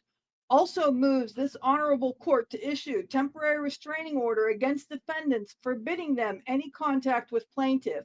This suit is civil rights and copyright infringement, crimes committed pursuant to child abuse, terroristic threats, assault and battery, identity theft, kidnapping, harassment, and torture.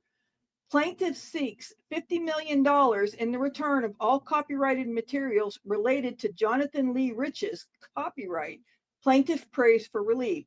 Defendants John Mark Carr, Andrea Yates, Dylan Klebold, Sung Ho Cho, Cousin It, Cujo. 1. December 6, 1997. I was on a Boy Scout trip selling cookies in this county. Defendants and Children of the Corn kidnapped my life and sent me to a Lord of the Flies torture camp deep in the Ozarks to join their family. 2. February 10th, 1998. Defendants homeschooled me in a dungeon. Cho made me learn Korean with a gun to my head and constructed Kim Jong missiles. Carr forced me to play with My Little Pony dolls. Yates babysat me. Cousin It taught me identity theft. I read George Orwell literature. 3. April 19th, 1999. Klebold made me sew and stitch his trench coat. May 18th, 1999. Defendants fed me after midnight with gremlins. They would not let me go to Woodstock. I had to salute Nazi Adolf Eichmann. June 23rd, 1999. Hard slave labor at Willy Wonka's chocolate factory. January 10th, 2007. Defendants forced me to marry a male inmate. August 29th, 2007. They manipulated the mind of Owen Wilson IV. I was put in a Navy ship cannon and shot at the Battle of Saratoga, 1777, teased with empty aspirin bottles and sold to Ringling Brothers. 5. June 9th, 2007. Defendants made me watch Addams Family reruns in slow motion for weeks in Yates's bathtub. On the back patio, defendants put a fluorescent bulb on me to attack mosquitoes. 6. February 13th, 2007. Defendants and FCI Williamsburg doctors conducted angel of death experiments on me. They sucked out my mental health with Schiavo feeding tube on Kevorkian's orders. 7. January 10th, 2006. Hired Richard Branson, Spaceship One, G. Jetson sent me in a chain gang with illegal aliens to the moon to shovel rocks. Total Recall built a space prison for Lou Dobb aliens, internet cafes. I was coerced to moonwalk. 8. August 2nd, 2007. Cujo wears Vicks jerseys. July 16th, 2006. Defendants made me sniff nerve gas to rattle my mind. April 20th, 2007. Gestapo troops gave me Viktor Yushchenko poxmarks. TRO, temporary restraining order. I suffered nightmares on Elm Street. Amity Horrors and Hills Have Eyes. Plaintiffs moved this court to stop these weirdos from messing with my future. Conclusion. Plaintiff prays and waits, respectfully submitted. Jonathan Lee Riches.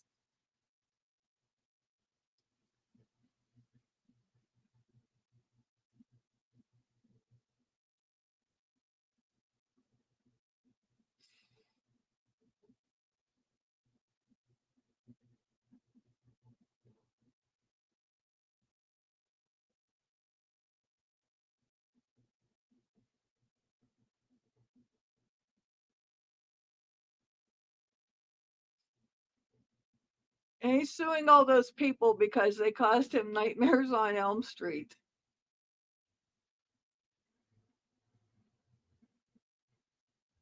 I mean, what? The actual fuck. No, but when you hear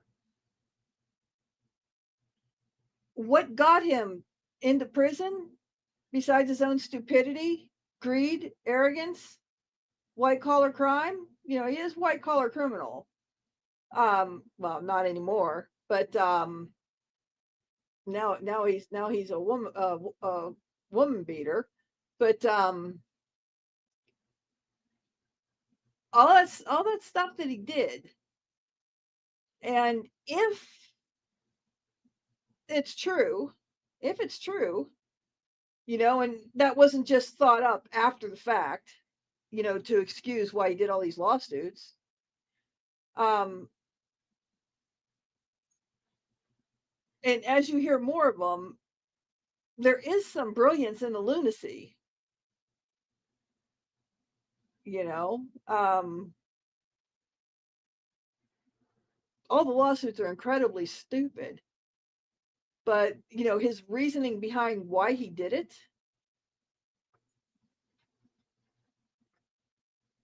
that's where the brilliance is.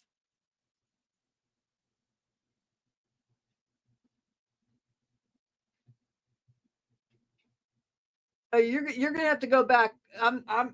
It's only a couple minutes to read the lawsuit, Shelley. Go back and read the lawsuit I just read. It's not that long, but it's a doozy. So I have a couple other lawsuits here. I do intend to read through all of these. I don't have to do it all in one stream, but I could. Yes, there's a brilliance behind the lunacy, but I might pick one and read one, throughout all of our streams, all our streams for a while. But I did want to read a couple of them tonight. But we've been on for almost 2 hours now. I've got plenty of time. I'm nowhere near falling asleep, but he's tried to. I'll throw out some of the suits that I have highlighted here. And hey, Teresa. Hi, Teresa. I knew you'd pop in eventually. Oh, we're glad you made it. But I just read a really good the first lawsuit of the night. If you want to rewind just a couple of minutes, and it'll give you a good idea of what these rest of these lawsuits are going to be like. To double speed it, and it'll give you a good idea of what the rest of it's going to be like. I thought that was a good representation of his lunacy. But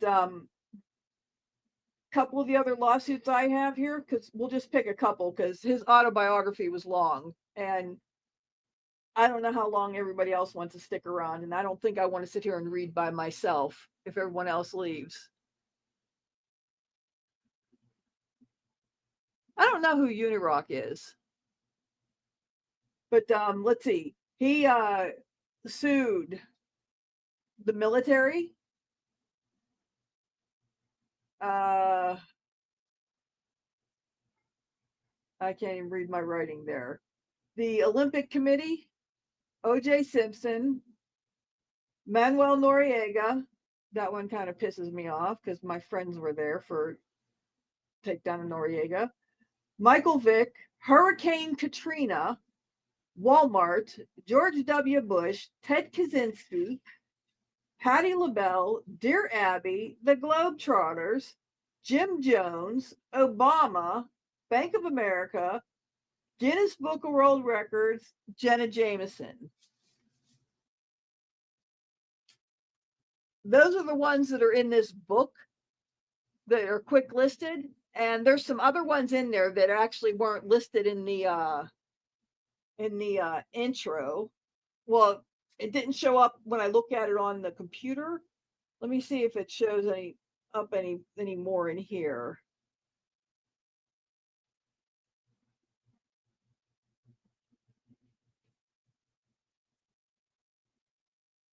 It when you look at Kindle on the laptop versus Kindle on the iPad, it looks completely different. And it was weird. Let's see. ABC's Dancing with the Stars, Sandra Bullock, The Ghostbusters, Jared Lautner, Brad Pitt, Kim Kardashian, Kanye West, and Daylight Savings Time. Those are just some of the notable ones that they listed in the index here, but there are other lawsuits in here. Hey, Kenergy. That's right. We the sexy people. But there are some other, like Noriega's not listed in here, but he comes in right after the one with Yates. That's why I know it's here. You know what? Let me search Unirock, see if it's in here.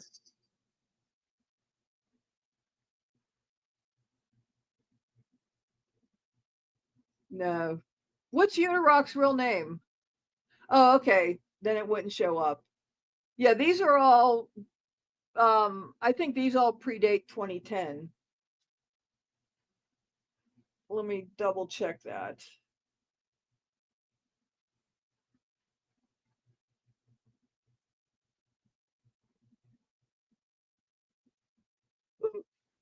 No, these go up to as far as 2016.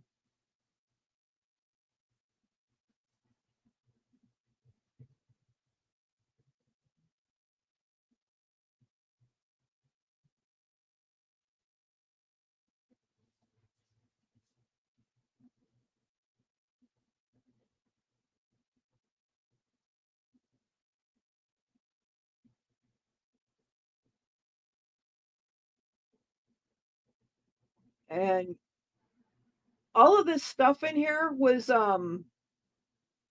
transcribed by I'm guessing it's a psychiatrist.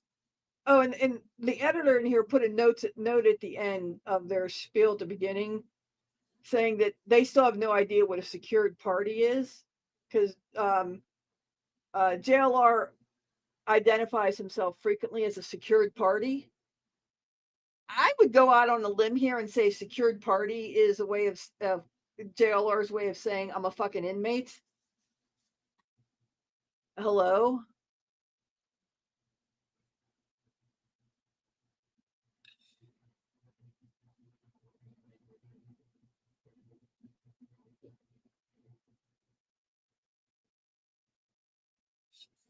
It's still in the courts because he is banned from filing in so many different venues. He's banned from filing. So it's interesting if he actually has a Rena, you want to come up on stage and tell us about what you know about that lawsuit? You could just use your icon. You do not have to put your face on the screen.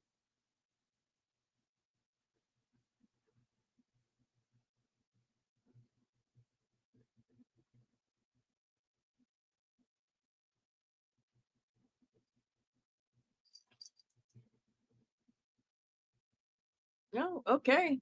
If the judge must whether or not it's got merit or not, but the judge must have thought that it had enough teeth and not be frivolous. Well, if you go up there and your icon stays up there, like there. See, like I have my icon, and it's just like talking on the phone. It would just be you and me talking, but you'd have people in the chat that obviously they could hear you. and you know, you could still see the chat, and you know, answer questions. I could put the if you can't see the questions, if you're on a phone, I could put the questions on the screen, or I could read out any questions that get asked. But it would just be like you and me were talking on the phone or something. Want to try? Be a first time. It's late, so it's a small crowd. It's just a couple of us here. Terry, Teresa, Kinergy. Well, it's a good try to it's a good time to try then. There's just a couple of us here. Small crowd. Yeah, we got let's see, Terry, Teresa, Kinergy, and Shelly might still be in there. So it's just a couple people.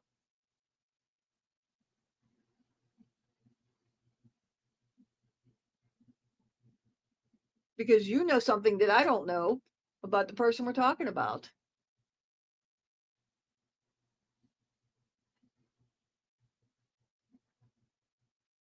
Okay.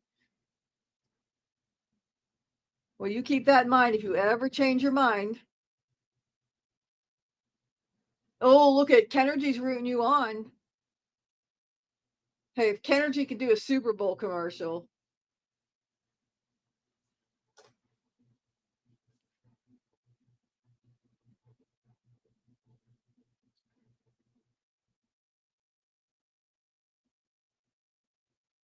Okay.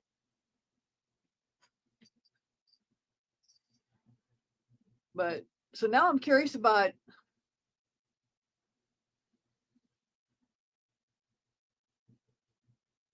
well, if it's out there, but well, you know what? If it's still in litigation, it's not going to be in the book here, and that's why I was asking. I was going to, you know, because I had looked to see if it was in his book here. But if it's still in if it's new and it's in litigation, so it's not going to be in the book. So I don't really need to know. Yep.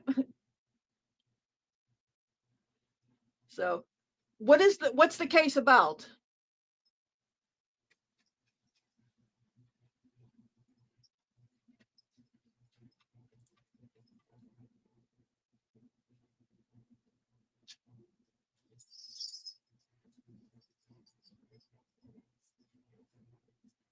I don't even know who Uni is.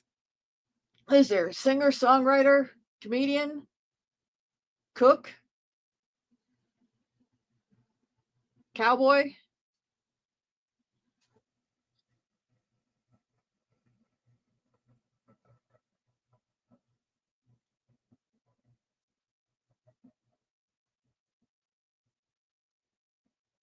Doctor, lawyer, Indian chief?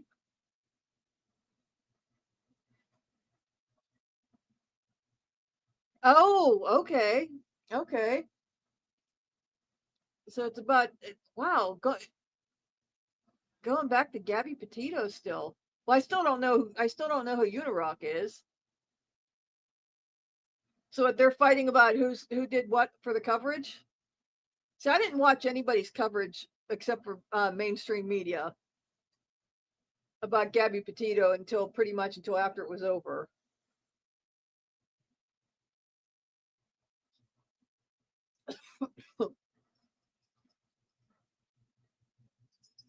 I just remember during most of the coverage, I was just pissed off because, you know, most people don't get that much coverage. Oh, I like true crime too, but I just remember when she was missing, you know, I'm like, pretty white girl, and I'm a white girl, but I was like, pretty white girls getting all this coverage, you know, not everybody gets this coverage. And I was just disappointed, you know, that so much focus was going towards one person when there's so many, you know, so many indigenous women don't get any coverage and stuff like that, you know. I was just disappointed in it from that approach.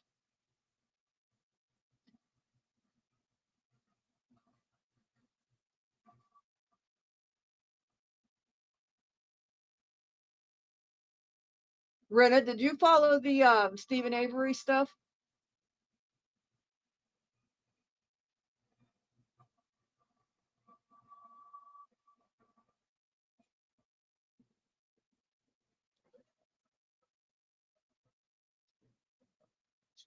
I used to be pretty before I got old.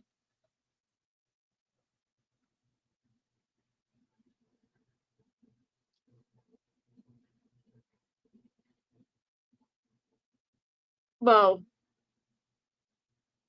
I don't entirely disagree with that sentiment.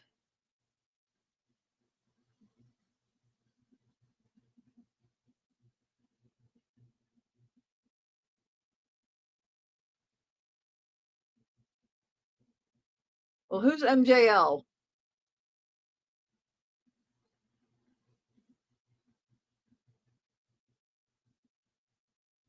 All right, who's MJL?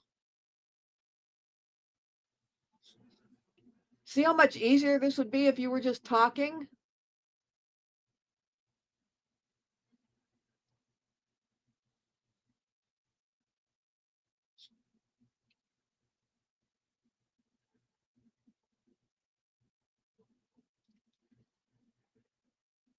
Oh, okay.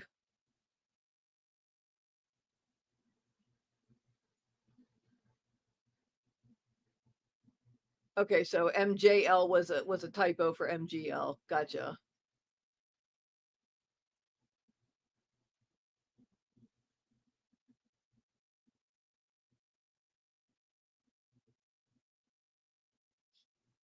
Ew. You know, I yeah, I know who BHB is. I never watched KJ. I never saw her or got into her until the first Duggar trial. And I came across some of her reporting on that. And that's the same time that, I first came across Backwoods Barbie. And, I saw some of KJ's reporting, and then I started hearing about KJ. And I'm like, this is a train wreck. I'm not even getting involved. And I just stayed away. Yeah, I hear all the bad shit and I know, but I just stay away from it. Yeah, I like I said, I hear it. I know what she's accused of, but because I stay away from her, I'm out of the backstory and out of the back history, so I can't get involved in the current stuff because I don't know. I have nothing to do in no history and no involvement with the back history. So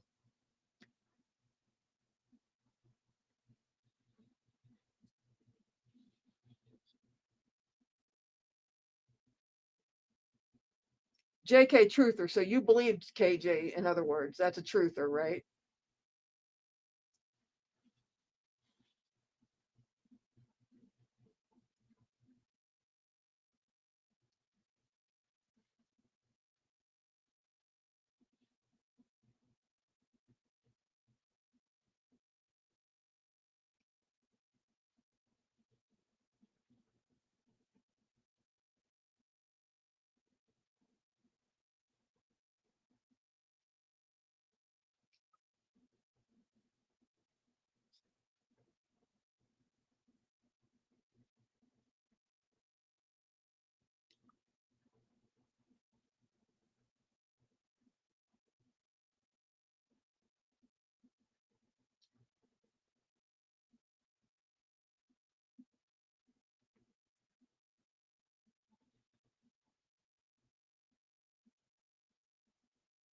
Okay, I get it. You're not one of her besties.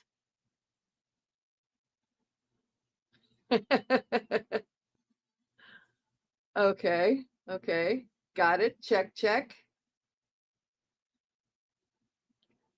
Again, because I was not a follower and, watched a couple videos and then learned and heard about all the controversy and just decided to just stay away from the train wreck. So I have no position on her because I never got involved with her.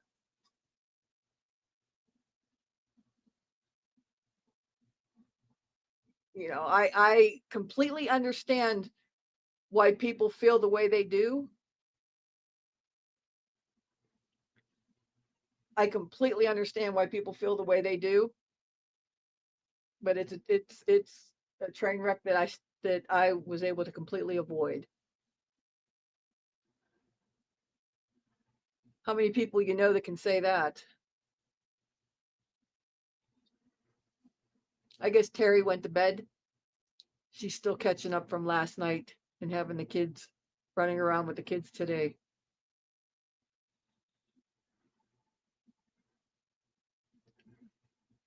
You know what? Everybody starts somewhere with kissing somebody's ass, so to speak. You know, everybody starts somewhere with getting along with somebody. You know, I mean, I started up here because I got along really well with B, you know. So, I mean, everybody starts somewhere getting along with somebody. And then alliances ebb and flow.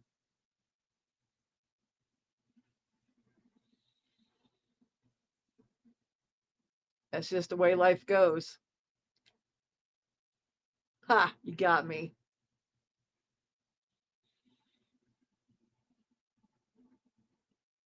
That's how I started here.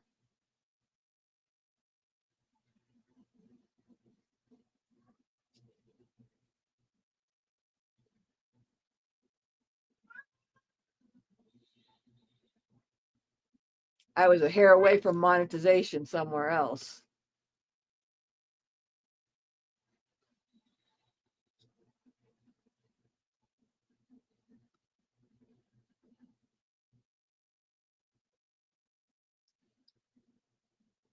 Hey, Coco Kitty.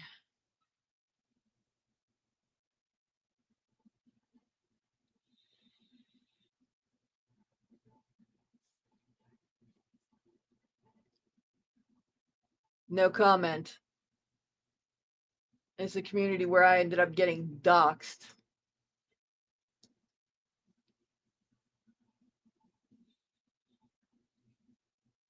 Well, it wasn't the community that doxed me. It was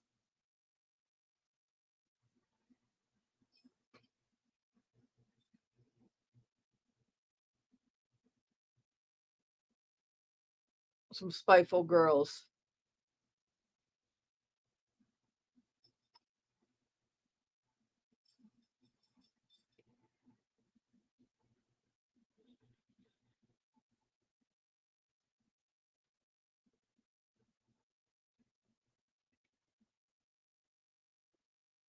Hey, you know what? When once I became a shut-in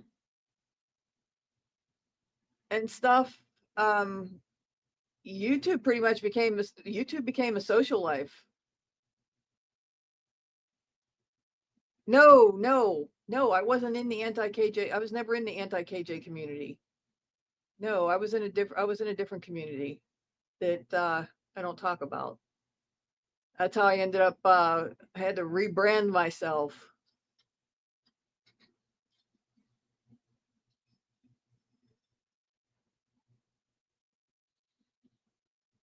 Oh yeah, that's how I ended up. Is rebrand. I know, real original, huh? But that's how I ended up with the name rebrand. Yeah, I was doxxed, and I was in a PTSD break when it happened too, so that just made it exponentially worse. But I had another channel, and I wasn't doing lives. I was making videos, and I think I had less than 30 videos, and inside of 2 months, I got almost 1,000 subs.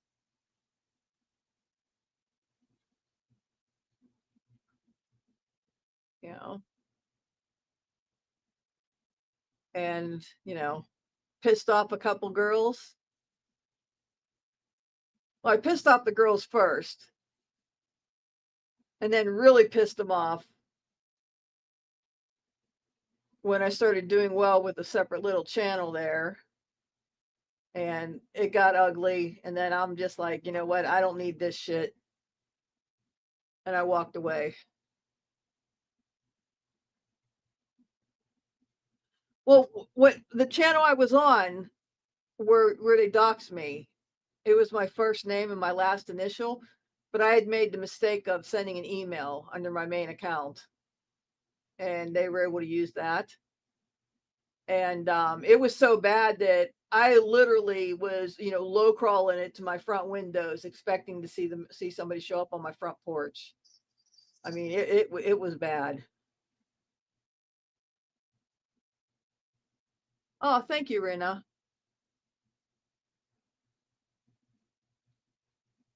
And they knew that I was a PTSD vet and stuff like that, and you know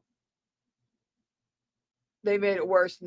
And with the channel that I had going, I had made up another name for that channel, but they knew it was me, and it pissed them off that it was doing so well and that it exploded,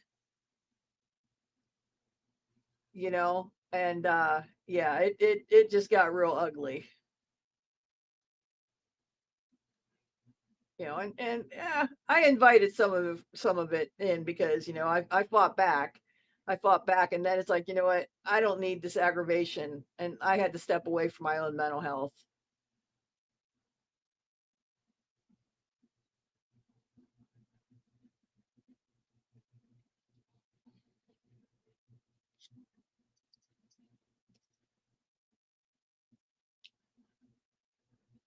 No, I did not say, and I won't say. I've never said.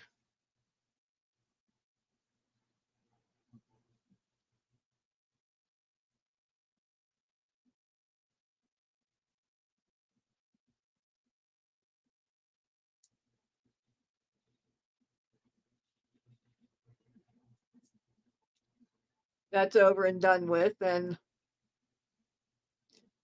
karma came to the girls that did that. Karma came to them on all by themselves. I knew what you meant. So karma came to them, you know, in the right time in their own way. Karma came to them.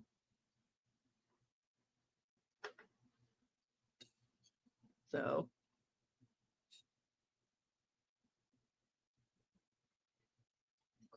I don't even think their channels are running anymore.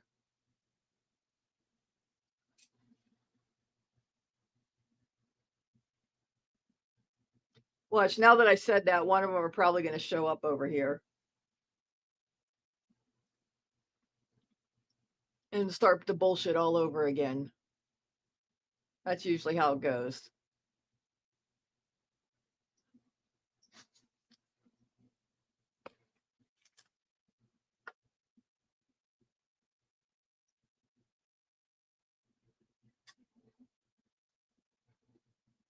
Hopefully not. Let's be positive. Hopefully not.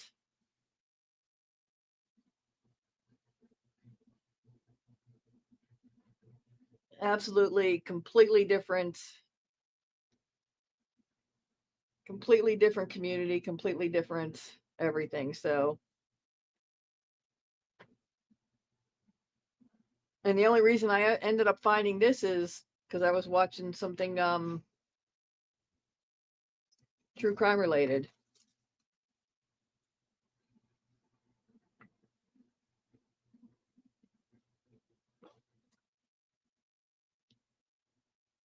So, but yeah, when you're locked in, and well, that's actually how I found them too. I was something I was interested in and found a chat, and yeah.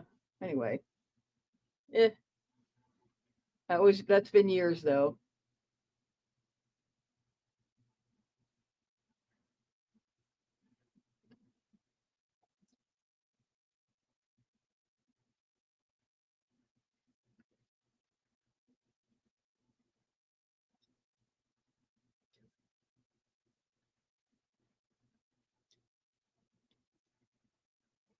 So my dentist called me, woke me up this morning. I was here, um, beating the snooze button. I had time before my 9 a.m. appointment. And I just hit the snooze button, shut my eyes again, and then my phone's ringing. And I jumped up. I'm like, no, no, no. I know it's not. I know I'm not late for my appointment. I know I'm not late because my OT will. If I'm late, she'll call. And I jump up, and it turned out that it was my dentist calling just to confirm Monday morning and, double check that I had my instructions since I'm getting sedated. I'm like, well, no, they never gave me instructions, but I've had surgery before, so I'm pretty sure I know the instructions. But go ahead, lay them on me just to make sure. And they gave me one that I've never had before. Make sure I wear something comfortable.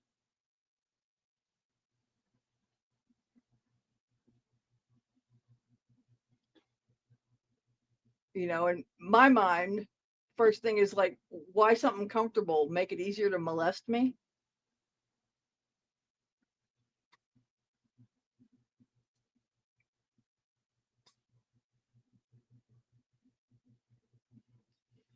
So, yes, they know my voice and they know what I look like.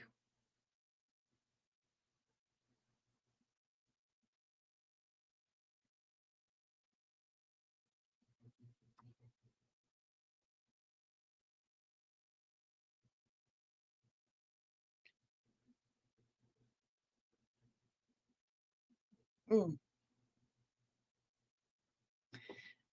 I called my one friend and I was telling my OT this morning. I said I called my one friend and asked her, and she was like, "Well, what time is it? I have another appointment that day. I have my own medical appointment that day." And I told her what time. She's like, "Well, how are you with anesthesia? Any problems coming out of it?" Like, I've never had any problems coming out of it. This is how long they should have taken. She asked me all reasonable questions. And this is the person who she has two sons living at home at the time, plus her other son only lives like 10 minutes away. Um, I've driven her husband over to her other son's house um, when they were out of town, so that her husband can feed the cat and stuff. When she had eye surgery, none of her sons could take her to the appointment. She asked me if I could drop her off and then pick her up. I'm like, you can't go and have surgery and just be dropped off. I took her up to have her eye surgery, waited there, and then brought her home. You know, I've been there to do these little things, but it's still, we've had some little falling ins and outs over the years because she's just that type of person. She doesn't know how to say thank you or compliment you. It's like she doesn't know how to give a compliment at all. But it took everything in me to ask her, and I told her, I says, and of course I'll pay for your gas money and I'll give you something to go get something to eat while I'm getting my work done and stuff. And she said yeah, and I was very grateful and appreciative. 2 days later, she texts me that she's not feeling well. She can't do it, but and she tried to get somebody else to do it, but they only drive the Amish and they can't, and she's really sorry, and yada yada yada. And I'm like, son of a bitch, and I quickly made some calls and I got it worked out. Um I know I got it taken care of. It's already taken care of, and I saw it on my phone link app on my computer. So she didn't know that I saw it. And I did think that I messaged her back to say I got it taken care of. So she, will you get your ass out of my face? So she turns around and messages me on Messenger, concerned that I didn't see it. Rena, you take care of yourself, okay? And I'll be on again over the weekend, and Terry will too. So try to come back on and let us know you made it home okay and you're okay and happy to be home with the hubby, okay?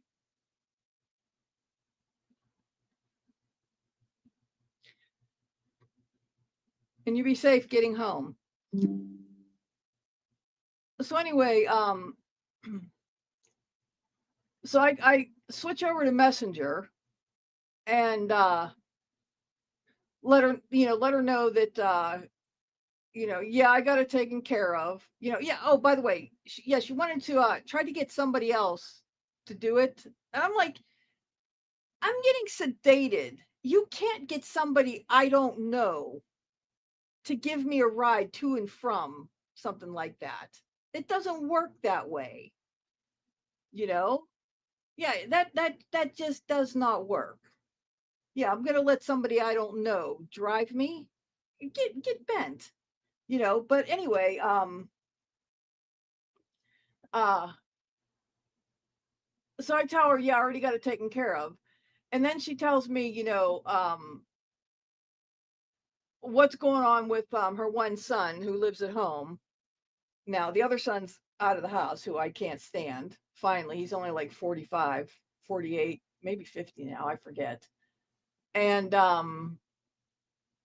with her daughter-in-law with health conditions, and starts hinting at needing a ride to get somewhere because she doesn't like to drive far with weather conditions.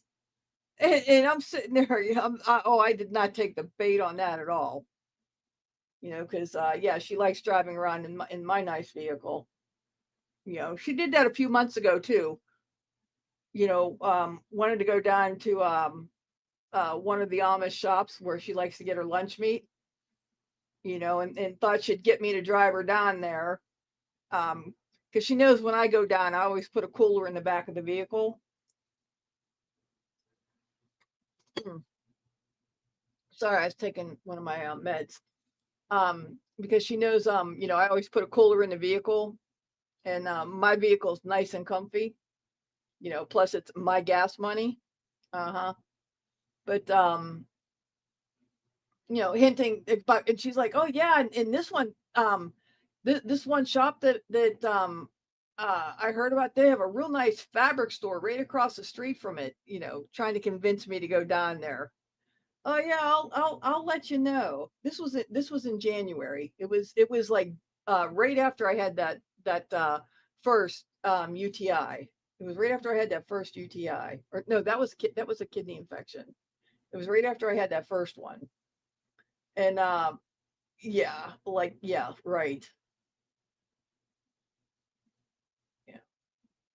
So after I came home and was after I was feeling better from that, I went to my favorite Amish produce shop. you know. But yeah, try to do that little manipulation thing. I don't think so. But yeah, I was telling my OT about that this morning. The issue with the ride. She knows the history, and she's like, "Oh man," she says that really sucks. And she doesn't just say that because it sucks. She'll tell me the truth. She says, oh, if she thought I was just over in the fields or over it or anything, she would have said something. It's like, no, you're over. She'd say, if I was overreacting or anything, she'd have said something. But nah.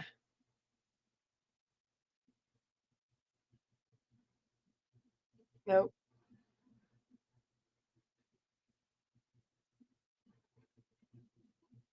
We could be friends, but we've got to definitely keep boundaries. There's definitely got to be boundaries up there. But even with boundaries, you know, needing a ride for something important, you should be able to, you know, ask that. So yeah, disappointing. But to turn around and hint at getting a ride for her son for something. Her son, who by the way is like, how old is he? I don't know, I think he's 32 or 33? Yeah, okay.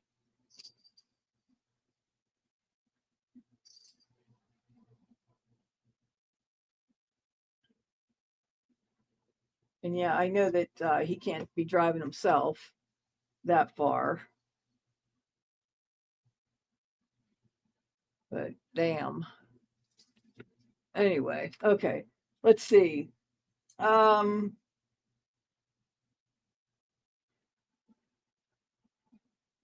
I say let's read about Hurricane Katrina. Let me find that page because I don't think I read that one.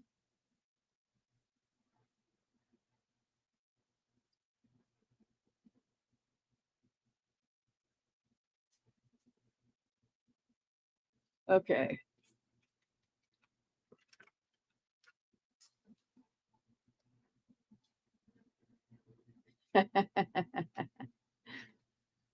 82707, United States District Court, Eastern District of Louisiana.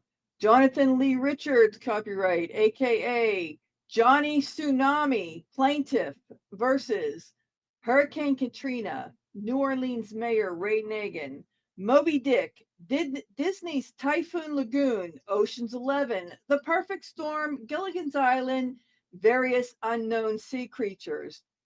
Defendants, complaint, brainwashing America, oceanic injunction. Now comes the plaintiff, Jonathan Lee Riches, copyright, aka Johnny Tsunami.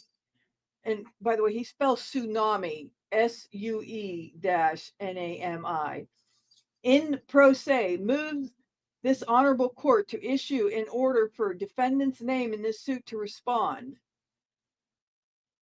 This is a civil action pursuant to violations of RICO 18 USC 1961, CIA, water torture, salting my wounds, and tainted seafood.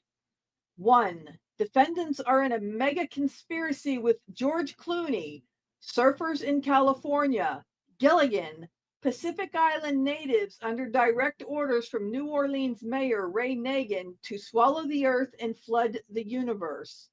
2. May 6th, 2007, Katrina is lurking in underbelly of the earth, ready to arise as soon as Nagin makes the call. July 19th, 2007, my cellmate at FCI Williamsburg is a sea turtle. On January 10th, 2005, Nagin personally told me he's turning New Orleans into an all-white vanilla city. 3. November 22nd, 2004, El Nino is working with the Colombians. May 28th, 2005, the CIA kidnapped me to Gilligan's Island. I was tortured by sea creatures and seaweed. 4. Katrina plans to sprinkle me across the earth. I'm appealing the Barry Bonds case. I'm stocked up on lifeboats. Oceanic injunction.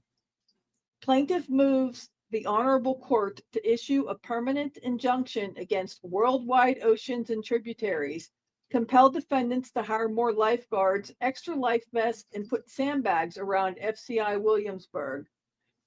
Plaintiff seeks $35 billion in a treasure chest for damages. Plaintiff respectfully pray for relief in the book of Yahweh. Amen. Respectfully submitted, Jonathan Lee Riches. Yes, these are real lawsuits submitted to the courts by JLR Investigates while he was incarcerated. Okay. Oh, you want to hear about when he sued Walmart?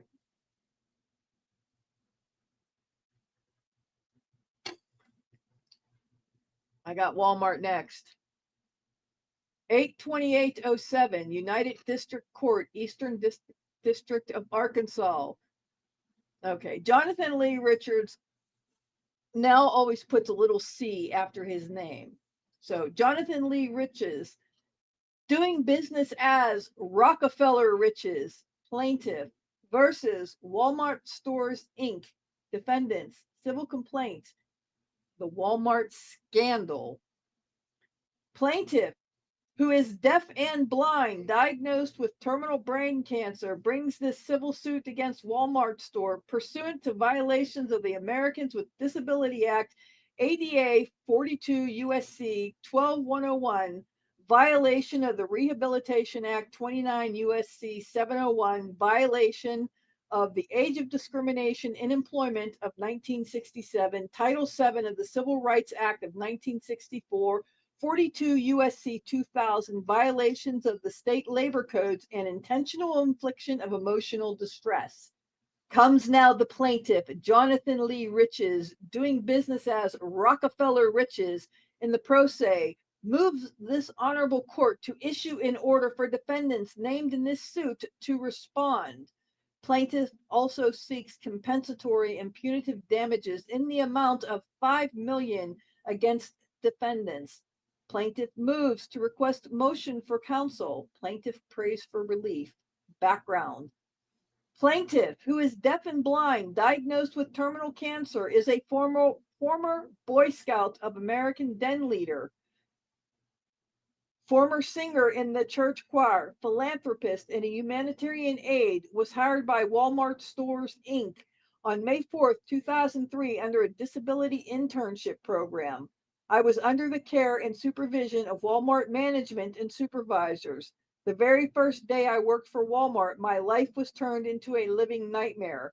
Managers picked on me. I was poked at, spit on by Walmart cashiers. Walmart janitors would trip me on their mop handles. I was the laughing stock of Walmart. Walmart managers would perform evil pranks on me.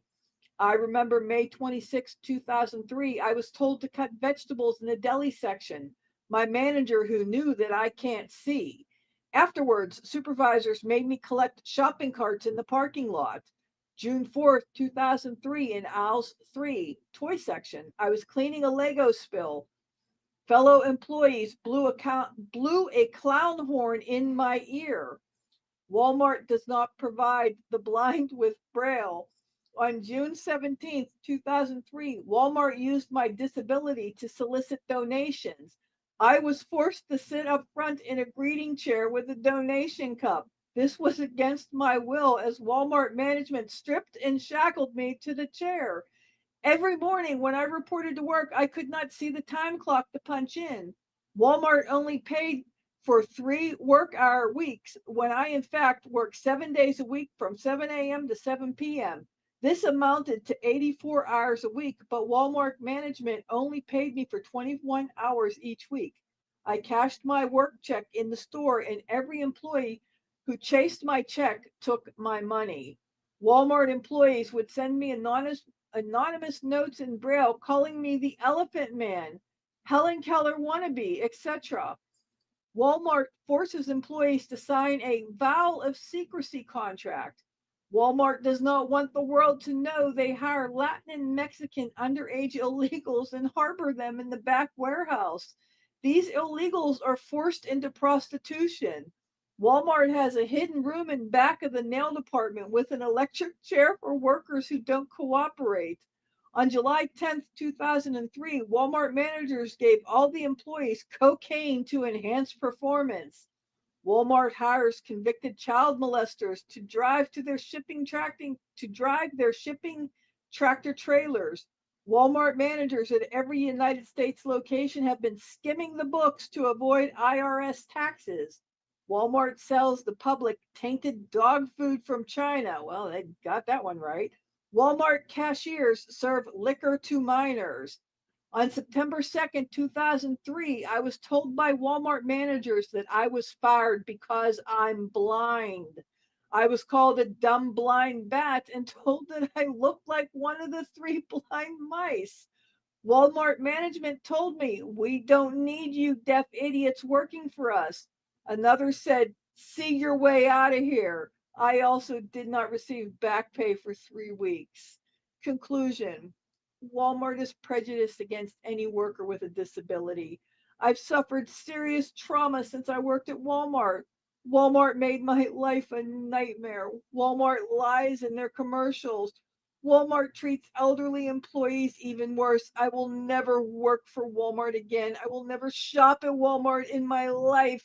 Plaintiff prays for relief in an injunction against Walmart illegal acts. Respectfully submitted, Jonathan Lee Riches.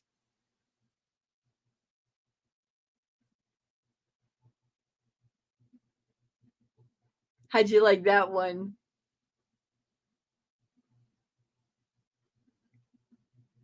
Hi, Shelley.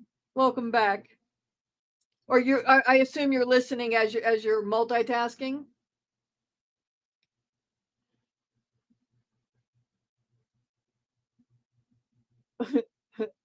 Okay, I just got to look at the next one up.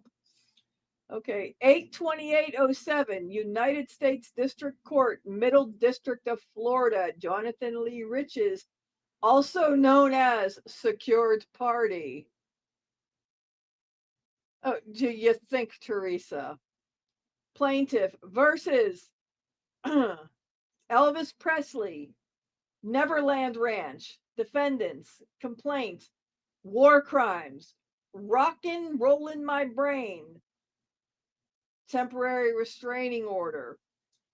This is a complaint under 42 USC 1983. Defendants are in violation of my civil rights, numerous constitutional rights, various illegal acts that include but are not limited to violation of the Lanham Act, violation of Trading with the Enemy Act, major fraud, treason, extortion, building code violations, unpaid taxes, unpaid speeding tickets, racketeering, counterfeiting, copyright infringement, kidnapping, identity theft, hacking, false oaths, mail fraud, conspiracy, bad debt, phishing, and psychiatric trauma. Yeah, we might have some of that before we finish this. Comes now the plaintiff, Jonathan Lee Riches, in pro se, heir to the royal throne, moves this honorable court to issue an order for defendant names in this suit to respond, moves this honorable court to issue counsel and legal attorneys for plaintiff, moves this respected court to issue a TRO restraining order against defendants. Plaintiffs' First, Third, Fourth, Fifth, Sixth, Eighth, and 14th Amendment constitutional rights are being violated by defendants. Plaintiff seeks 41 cents for damages and the return of Jonathan Lee Riches Chronicles. 1. Elvis Presley is a rock and rollin' criminal. Elvis Presley is a rock and rollin' war criminal. Presley is in preparation and training to be bin Laden's #2 deputy. Elvis plans to use his guitar in Vegas as a weapon of mass destruction. 2. October 4th, 2002. Elvis took my sideburns. December 5th, 2006. Sold me tainted poultry. May 19th, 1972. Elvis put a stick in my bicycle spoke. December 30th, 1973. Defendant suffocated me with a Chips Ahoy bag. Defendant's daughter, Lisa Marie, forced me to drink Brazilian ethanol. Love Me Tender and Heartbreak Hotel are copyrighted by Jonathan Lee Riches. I was hung from an Econo Lodge balcony with Vanilla Ice by Suge Knight. Neverland is harboring Hitler's army. Neverland is a training ground for disgruntled postal workers. Neverland hosts nightly pagan dances. Temporary restraining order. Stop the defendants from selling, publishing, displaying, singing, chanting, idolizing any copyrighted material related to Jonathan Lee Riches. Respectfully submitted, Jonathan Lee Riches. This shit is crazy.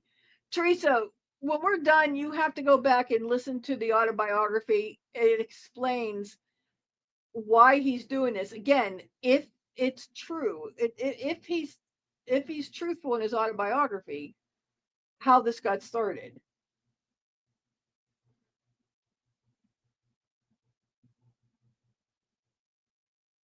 Okay.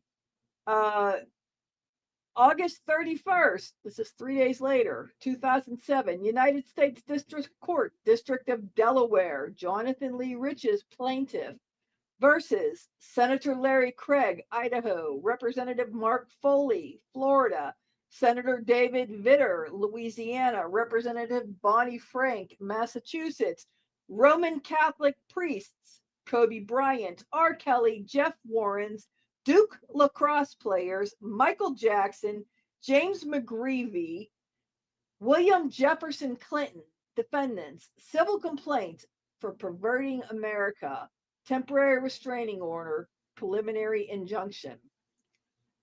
Comes now the plaintiff, Jonathan Lee Riches, in pro se, moves this honorable court to issue an order for defendants named in this suit to respond. This suit is civil rights and liberties that defendants committed against me. Also crimes of sexual harassment, sodomy of my mind, mental torture, mistrust, breaking my heart, embarrassment, deceit, and fraud.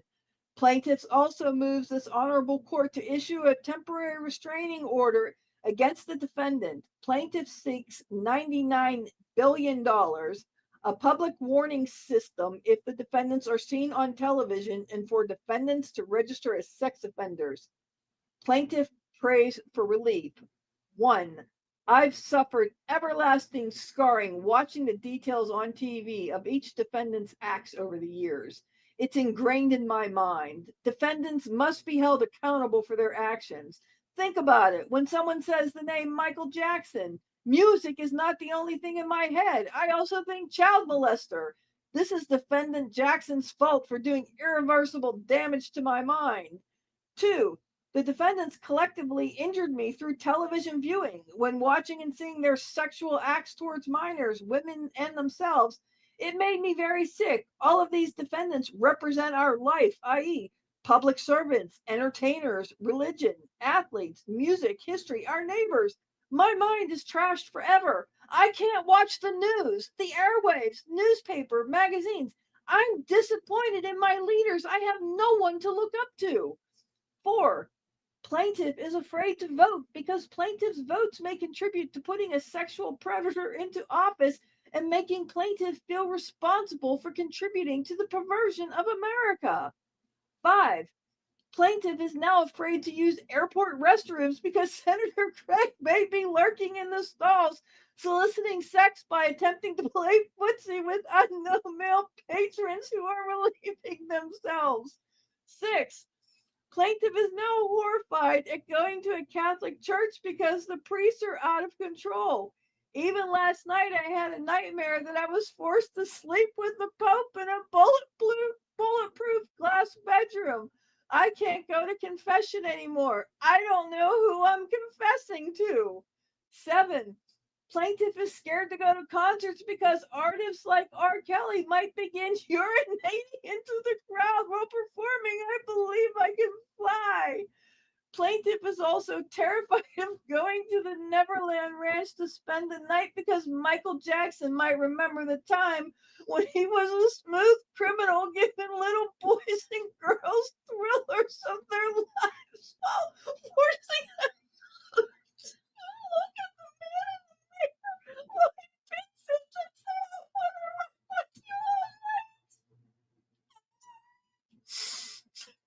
Plaintiff is afraid to attend college or pro basketball or lacrosse games because players like Kobe Bryant and the Duke lacrosse guys might lure me to the hotels to pass me around for an assist by other players in an attempt to get their balls in the hole. 9. Plaintiff knows this is a new world order. Defendants perverting my skull. I'm afraid to have kids who's going to protect them in school, church, Sam Goodyear visiting the White House. I can't even appeal to the Supreme Court because what Clarence Thomas did to Anita Hill, I expect to be murdered like Rasputin. Larry Craig was Mitt Romney's top supporter. Romney is a Mormon. Warren Jeffs is a Mormon. This is a conspiracy.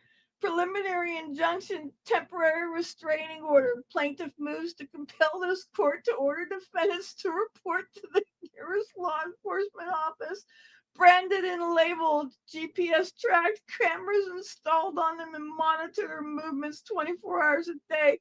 Also forbid defendants to appear on TV. Plaintiff prays for relief. Respectfully submitted, Jonathan Lee Riches. Oh my God.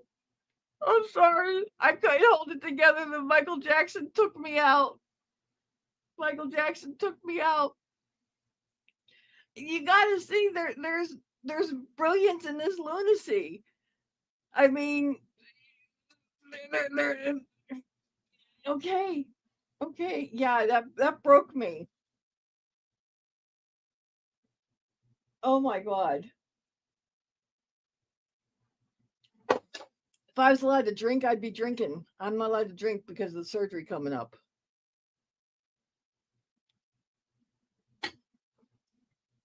This is for real. This is for real shit that he filed. Kinergy, the beginning, there's chit chatting probably the first half hour. And then I start reading his autobiography and he explains what caused him to start writing this lunacy. It's absolutely crazy. And again, I say, if it's true, what he says is true, why he started writing this, or if he made that up to explain why he started writing this. It could go either way. Okay. Um, this one doesn't have a date on it. Uh, oh, I can't believe you did that. Sorry, kitten pulled down my knitting. You're evil, evil whore. Um, Northern District of Iowa, Jonathan Lee Riches, plaintiff versus Mike Tyson, aka Iron Mike, defendant. Complaint, assault and battery, temporary restraining order. Comes now the plaintiff, Jonathan Lee Riches, in pro se, moves this honorable court to issue an order for the defendant named in this suit to respond. This is a civil rights violation and illegal crimes pursuant to assault and battery, terroristic threats, stalking, harassment, and psychological trauma. Plaintiff also moves this honorable court to issue a temporary restraining order against defendant forbidding further contact with plaintiff. Plaintiff seeks $4 billion in damages from defendant. Plaintiff prays for relief. Plaintiff Jonathan Lee Riches is an international diamond dealer from Tampa, Florida, currently residing in South Carolina. Jonathan Lee Riches, Middle District of Georgia. Oh, okay, that was it. They did bad spacing on here. I think it's the formatting going to Kindle. Oh, okay, let's see. Okay, Jonathan Lee Riches, Middle District of Georgia, plaintiff versus 50 Cent, aka Curtis 50 Cent Jackson, defendant. Civil complaint. This is a civil complaint pursuant to copyright infringement, violation of the Copyright Act, 17 USC 101, extortion activity in violation of the Federal Racketeer Influence and Corrupt Organization Act, RICO, 18 USC 1961, the Hobbs Act, 18 USC 1951, and harassment. Comes now the plaintiff, Jonathan Lee Riches, in pro se, moves this honorable court to issue an order for defendant named in this suit to respond. Plaintiff seeks statutory damages pursuant to 17 USC 504 and injunctive relief pursuant to 17 USC 502 and 503, prohibiting 50 Cent from further infringing conduct and to require him to destroy all copies of Jonathan Lee Riches material made in violation of plaintiff's exclusive rights. Plaintiff seeks $35 billion in damages. Plaintiff prays for relief. 1. Plaintiff Jonathan Lee Riches, a professional actor, model, and entertainer, broadcasts the Jonathan Lee Riches Show throughout his state. Jonathan Lee Riches has starred in numerous Hollywood films, including Swordfish, Pee-wee's Big Adventure, The Karate Kid, Gino Romano, Catch Me If You Can, One Night in Paris, Jonathan Lee Riches is also an international model with mainline models of King of Prussia, Pennsylvania. Jonathan Lee Riches is also a professional ghostwriter for mainstream and underground musicians, including The Defendant. Jonathan Lee Riches has written poems, lyrics, books, and manuscripts on cybercrime,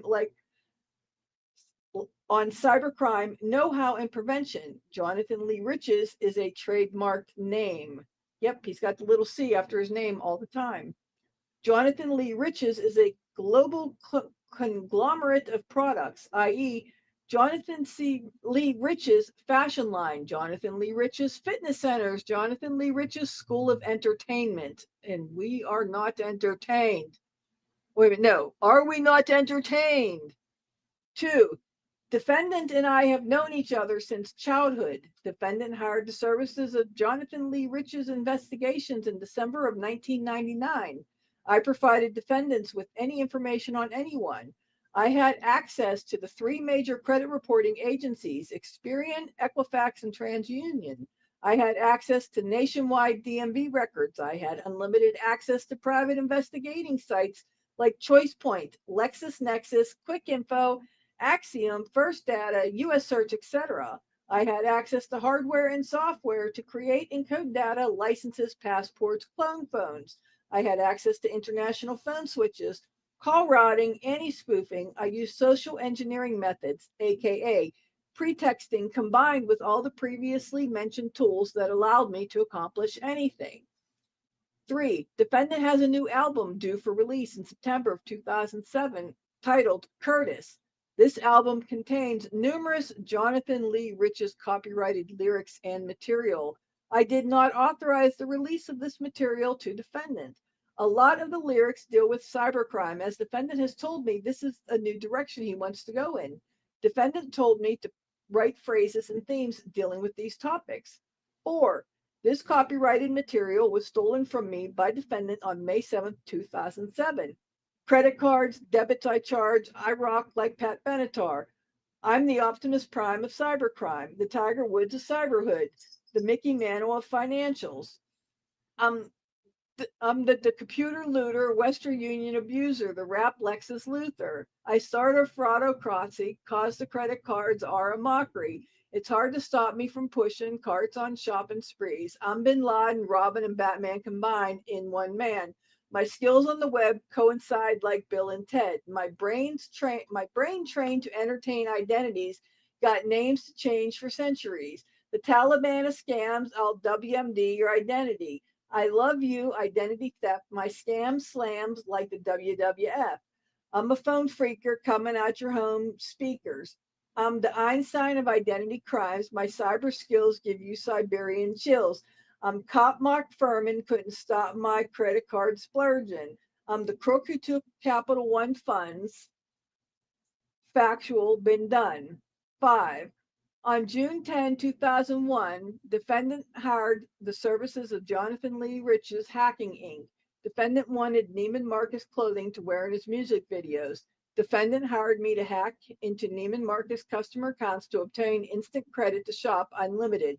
We got 25 million in free clothing. 6. On March 22nd, 2002, defendant hired Jonathan Lee Riches Revenge LLC. Defendant was having personal problems with other global music artists. Defendant had child support obligations with 80 pop group Bananarama. Defendant told me to make Bananarama's life miserable. Defendant hired me to send gravel, moving vans, strippers, dumpsters, junk mail to their home. Defendant had me shut off their power, phones, water, cancel their credit cards, etc. The artist Tears for Feared owed defendant in NHL hockey bets. Defendant had me put cell phone service around the country in Tears for Fear's social security number and call 1-900 services to run them up. 1. January 17th, 2003. Sold my Jonathan Lee Riches story to FX, who created a show called The Riches. January 27th, 2003. Defendant sold the copyright to my book From Rag to Jonathan Lee Riches to Tower Records without my consent. Defendant 50 Cent bought FCI Williamsburg, Neverland Ranch, Sego Mine, the Apollo Theater, and Boston's Big Dig Tunnel with the proceeds. Preliminary injunction. TRO, temporary restraining order.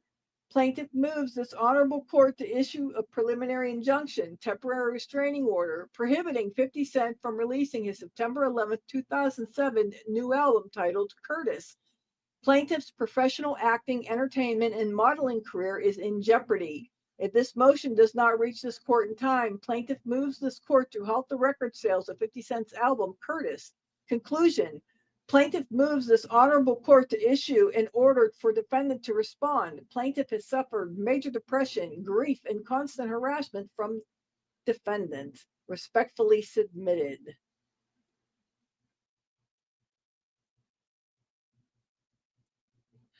Teresa, that's the point. That's the point. In the beginning, when I read his oh, hold on, I gotta take a drink. My throat's drying out. When I read his autobiography, when he got busted, he learned that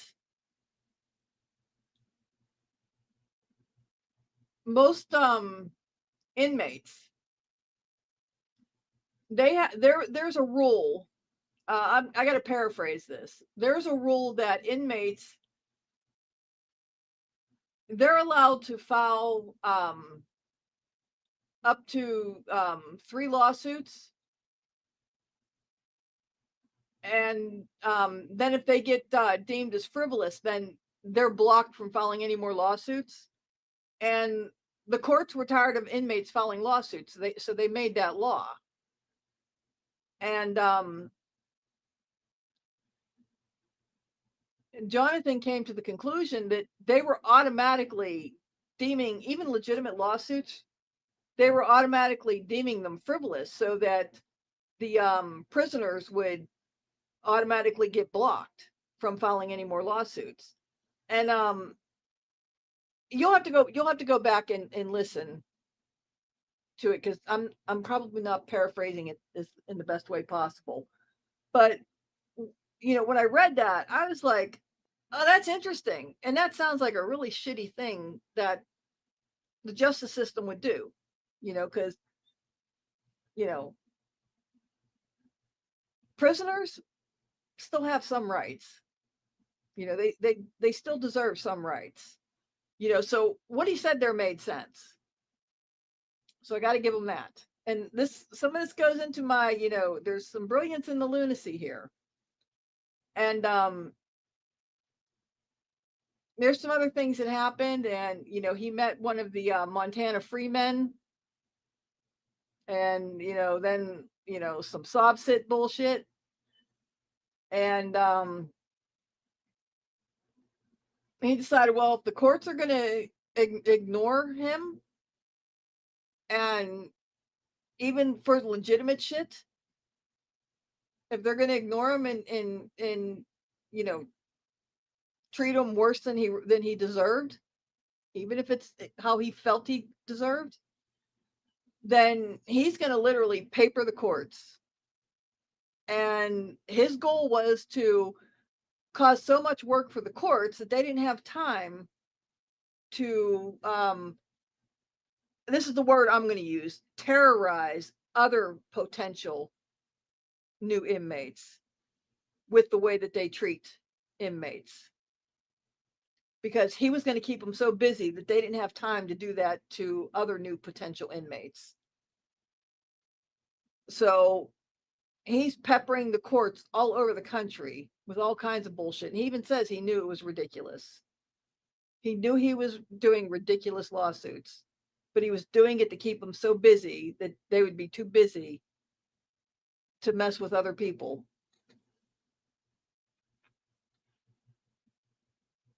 So, yeah, a complete waste of time. That's why I said in all of this, there is some brilliance in the lunacy, but some of these are freaking hysterical. Well, most of them are freaking hysterical. But that Michael Jackson shit, that took me out.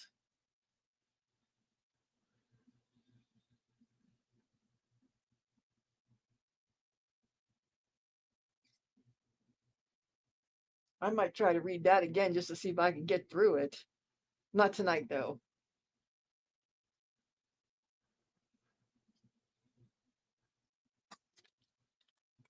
Go back and remember which one that is. Oh, this next one's a doozy. I gotta take a break before I read this one.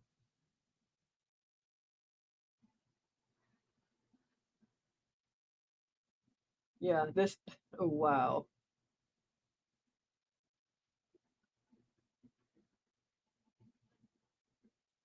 Yeah, this next one is the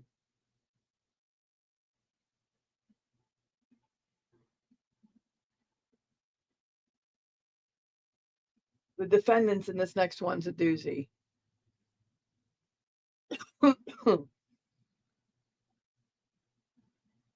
But yeah, and somewhere in here, I don't have it the page marks, but he sues his parents for raising him poorly.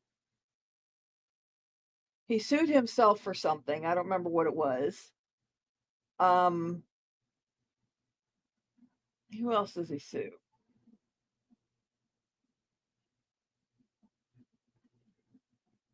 Um, it's just crazy, but I mean, over 2,000 lawsuits. It's over 2,000 lawsuits.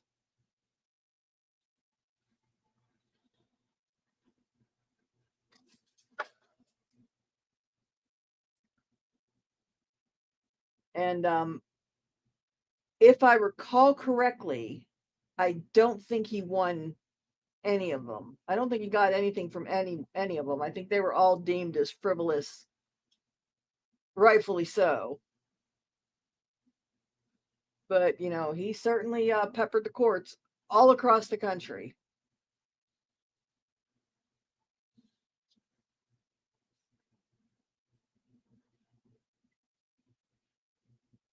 So while we're taking a little break here, and I'm letting my uh, squawk box relax a little bit. Have you been working on any crafting projects, Teresa? Shelly, you still here? Kinergy, I know you're still around.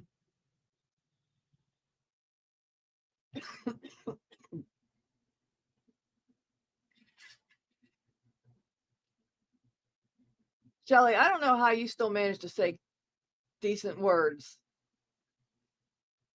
in the comments about the goblin.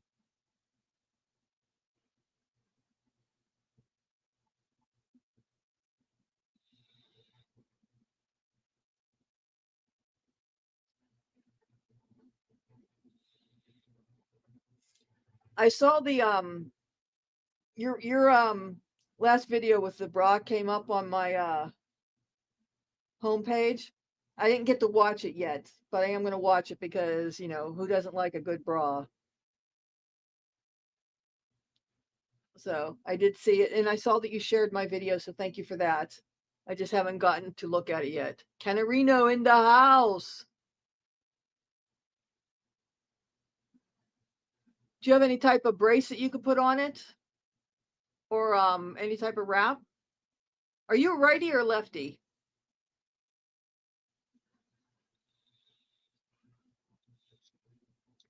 Do you throw your yarn with your left or your right?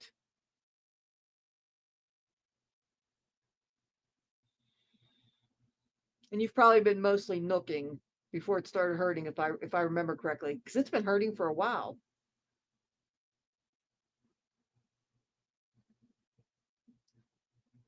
This is still hurting from like a month and a half ago, right? Do you have in your wrist, do you have like a little bit of a lump in your wrist? If you bend your wrist at like a 90-degree angle, is there a little bit of a lump there?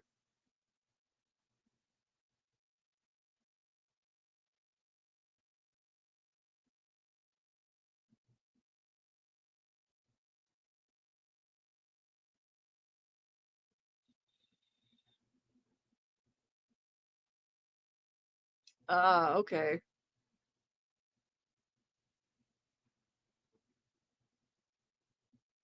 Are you able to get to the doctors to have it checked?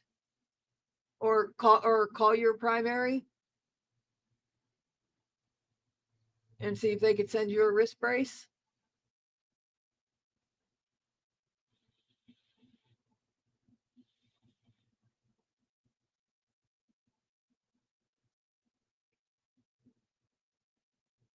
Or maybe they could send you a different type of cane where you put the pressure on your forearm instead of on your wrist.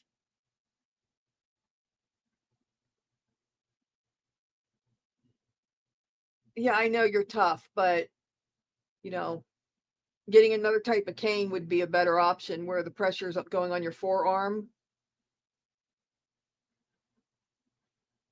If it's not that bad, you'd be crafting.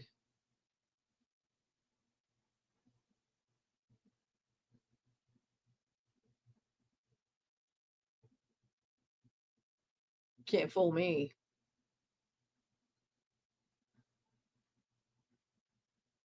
I'd be finger crocheting if I couldn't hold my hook.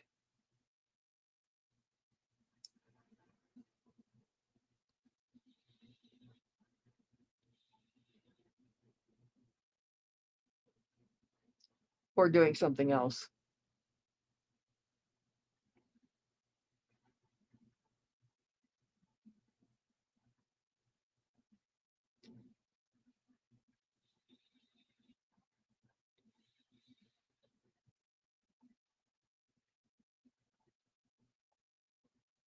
Have you tried icing it?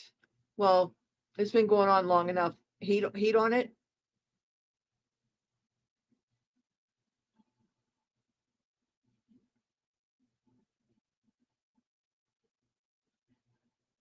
Oh, you're not going to pull the time card on me. You're a night owl.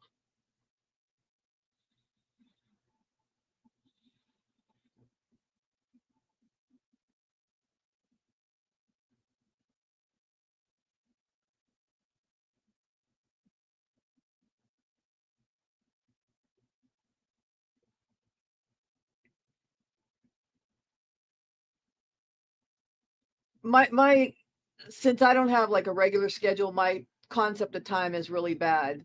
But I remember you telling me that your wrist was hurting. I seem to think it was a while ago, but my concept of time is bad. So that or it's a different injury. So I apologize if I thought it was longer than it was. I think I've said before on here that my concept of time is bad. Ah, okay, gotcha.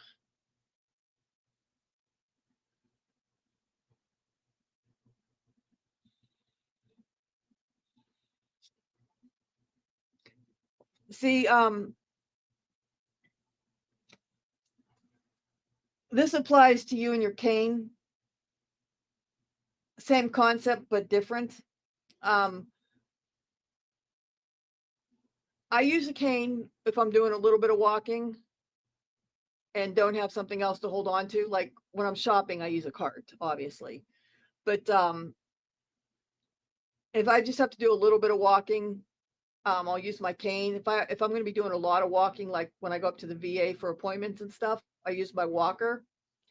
I used to have a regular walker, a rollator, and every time I'd come home, my wrists were killing me to where it was difficult even holding a coffee cup. My wrists would hurt, and my back was killing me. You know what a rollator is? I'm assuming you know what a rollator is. It has the wheels and the brake, and there's a seat on it, so you can sit down if you need to. Um, but every time I'd use that, my wrists are really sore, and my back hurts, and I could never figure out why. Well, one day I'm up there, and I see one of the vets has a upright walker. Okay, one of the vets had an upright walker. Have you seen the upright walkers? Well, um, my friend with the ride, her husband had one, and he hardly ever used it, but he had one, and I forget why she got it for him, but stupidest looking thing ever. But you'd have to Google it, what an upright walker is. They're taller. They're the taller walk. They're taller, so you're standing straight when you do it. But anyway, I'm like, get over here. I'm the sassy, spicy redhead. I'm like, get over here. I gotta talk to you. And I asked him about. I'm like, what the hell is this that you're using and why? And he's telling me the mechanics of using the upright walker. And with the uprights, instead of putting your weight on the wrist, your weight is on the forearms. And I was like, oh, I perked up at that because I'm like, oh, no weight on my wrists. Okay, that makes sense to me. And I'm thinking, oh, no problem with me and my coffee cup at the end of the day. Okay, I like that. And then and he says, and because of that, I stand up straight, so my back doesn't hurt. He says, I have so many lower back problems, and my back kills me. So, and with this, I stand up straight, and then I really peaked. My interest really peaked when he said that. I was like, oh, really? And I'm like, and the VA got this for you? Because I hadn't seen anybody else walking around at the VA with the upright. And he's like, yeah. He says, I just let my primary got it for me. I was like, oh, really? And he says, yeah, but the best thing about this, he says, is all the girls look at my ass when I walk away. And I just laughed. And when he walked away, I'm watching his posture as he's walking, and he turns around and says, see, I told you, you're watching my ass. I was like, oh, you son of a bitch. Got me. I wasn't watching his ass. I was watching the posture, and the mechanics and stuff. But I was like, the upright's really cool. So, I had an appointment with my primary coming up real soon, and I talked to my primary about it. I brought her in a piece of paper showing her it and told her about my conversation with the vet, down to the part about staring at his ass, which I wasn't doing. And they ordered me an upright, but they got me the short person's variety. They have a short person, and they have a regular one that goes up for people up to 5'9", and then they have the big and tall. I'm 5'9", and the 5'9" one is an inch too short for me on my arms. And I brought it up to the VA for my next appointment, and I'm like, I must not be doing something right with the adjustments. I said, I'm pretty good at these things, but I just can't get this adjusted right. And they had everybody come out from prosthetics. That's the department that handles the rollators and walkers and stuff. And 3 different people come out and look at it, and they're like, well, wear different shoes. And I'm like, these are the shoes you guys ordered me, because they ordered me shoes with special inserts and stuff. I'm like, these are the shoes you guys ordered me. So you're telling me to go and buy different shoes because the shoes you guys ordered me make me too tall for the rollator, for the upright walker you guys got me? Come on. And then they're like, okay, we're going to have to figure out a way to jerry rig this so that it fits you right because you're too tall for this one. And I'm like, oh, in other words, you just need to order me the tall person's style, and it took them almost a year, but they eventually got me the tall person one. So, so just so there are, the regular, height, and there's a tall person ones.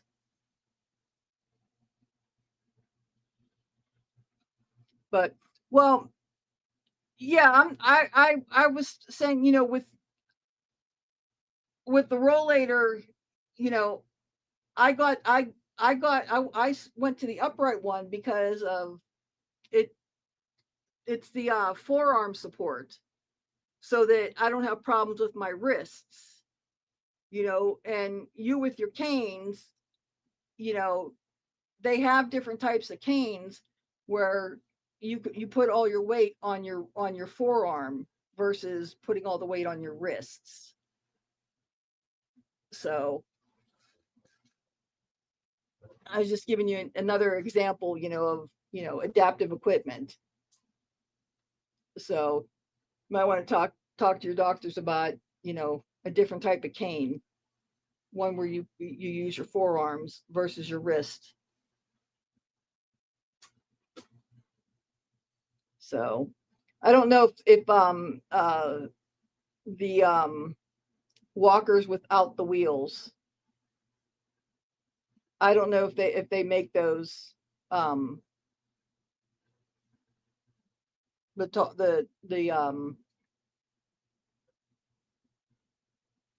for the forearms. I don't know if they make them like that. But I was giving you that big long story because of, basically for the forearm support.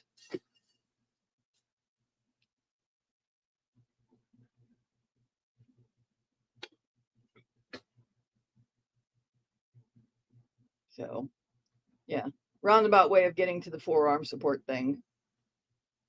And yeah, it's great not having issues with my well, the best part is my back doesn't hurt when I come home anymore, but it's great that I don't have any problems with my wrists anymore after full day of being up at the VA. Hey, Sweden. Hey, sweetie. But yeah, that's the it's great that a piece of equipment made that much difference. And had I when I talked with when my friend, air quoting the friend, when she got it for her husband, she never mentioned any of those things. I can't remember what her reasoning was. She does things like that just to annoy her husband, but never mentioned anything like that with why they got that for her husband, you know.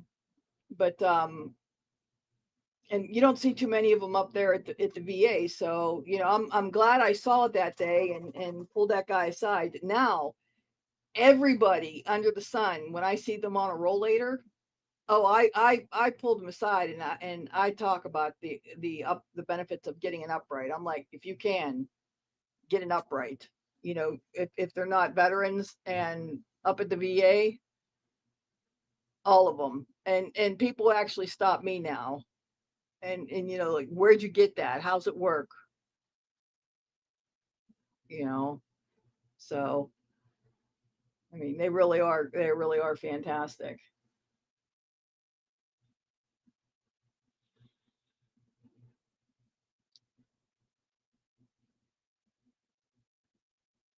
So,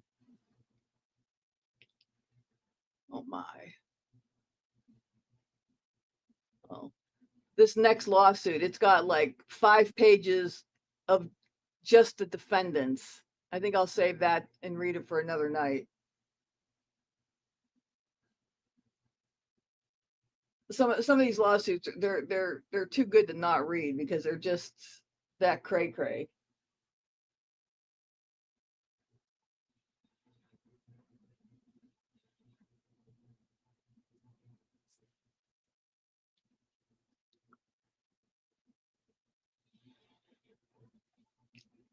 I think I'm going to have to go back and clip out the part where the lawsuit broke me. Make that into a short because that part was just ridiculously crazy.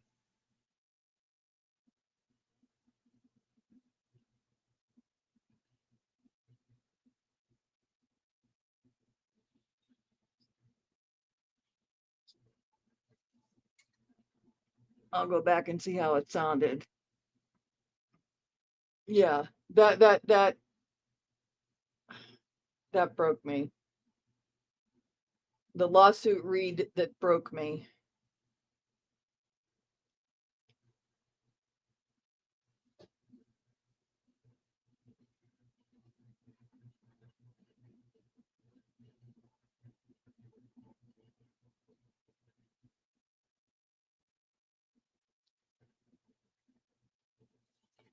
I got to go and find that. I think her name was Melly. I got to go find out if she read that one yet, and see if she managed to keep it together when she read that part.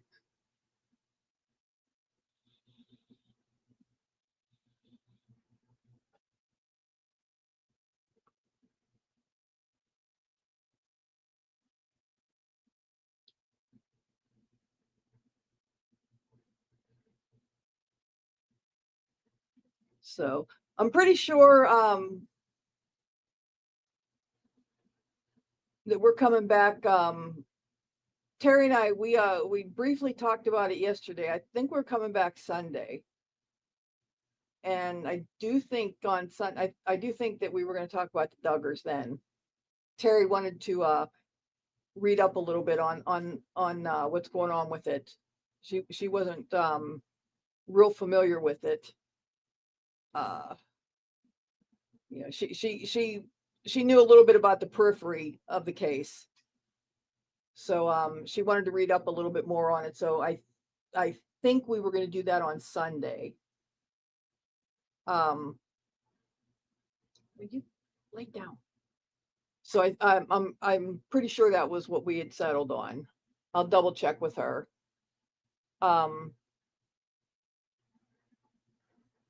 I'll probably come. Oh, get out of my face. I'll probably come on tomorrow night and read some more of the lawsuits just to get some reading out, just to get some of the reading out, and try to keep me distracted, because yeah, the reading's funny and it's keeping me distracted because Monday morning is going to come quick. But yeah, do some more, read some more of the lawsuits tomorrow night.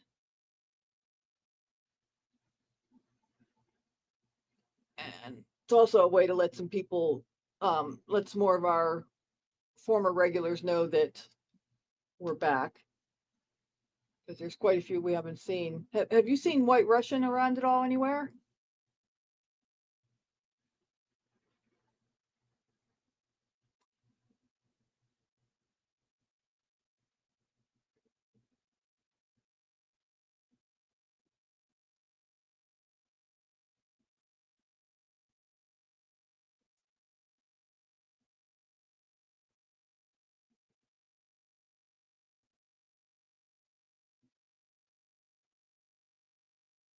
You know, I'm sure there's quite a few people that feel like I deserted them. So I have some amends to make with some people, I'm sure.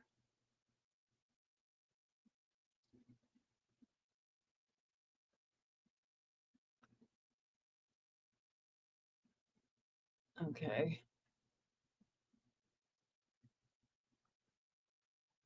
I do have to get that song up there.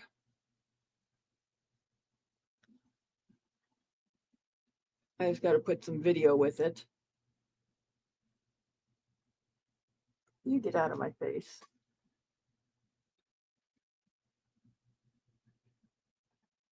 And since she apparently still thinks that she's going to grift off her cat, I got to make sure that the cat communities know what she did with her last cats.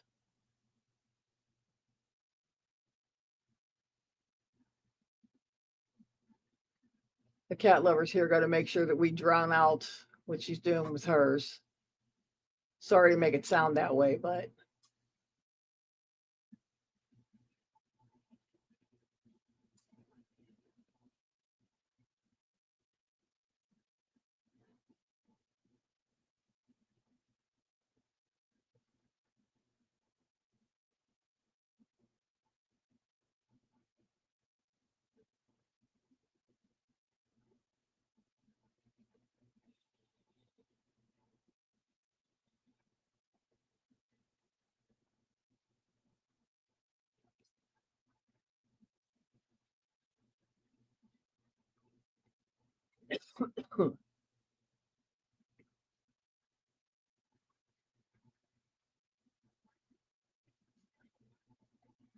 well, it's just a couple of us here, so I guess we should go ahead and call it.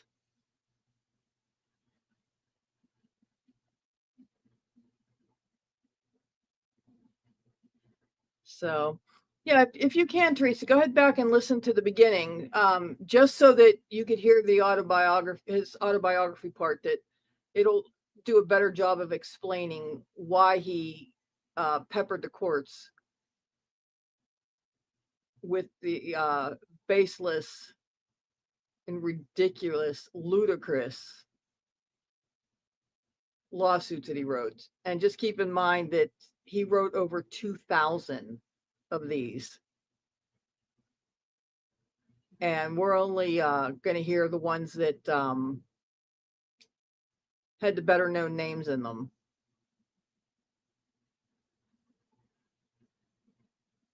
You know, but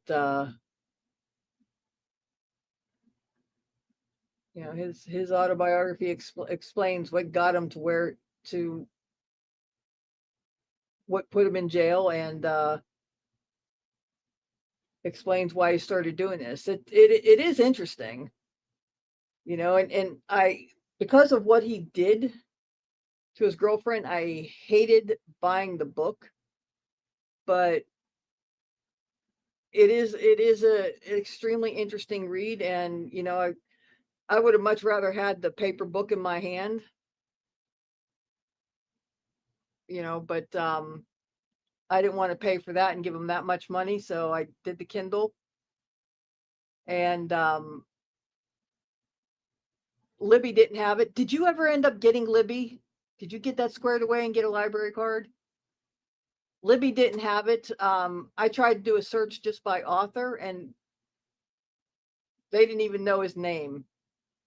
So, you know, that was a good thing to know. I went and looked on Everand. I did everything I could to try to get a copy of the book without contributing any money to it. But you know, on a Kindle book, how much does an author make on a Kindle book? Pennies on a dollar. So he only made a few pennies off me. And for the entertainment value that I'm sharing here with a bunch of people, it was worth the few pennies. So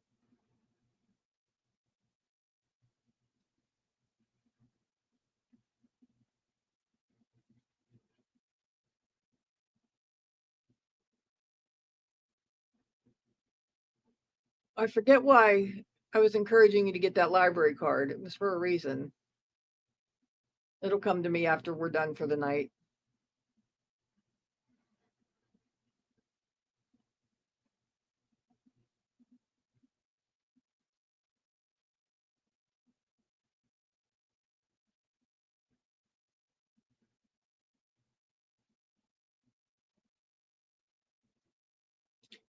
I know when I looked on there, they had quite a few different books in there for nooking.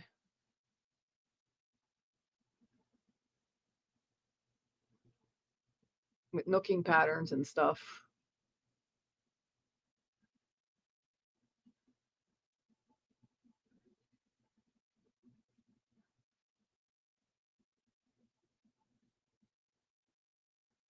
Read books, audio books. They also have magazines, so you know you get the different magazines they have. Um,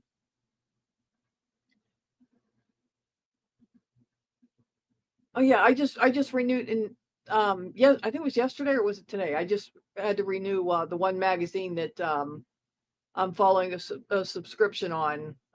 It's for Granny Squares. Oh, I showed you I got the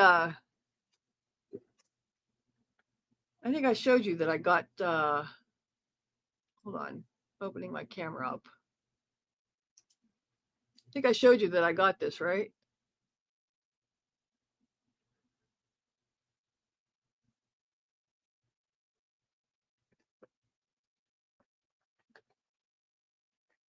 This thing does not open easy. Come on. There's some serious suction in this box.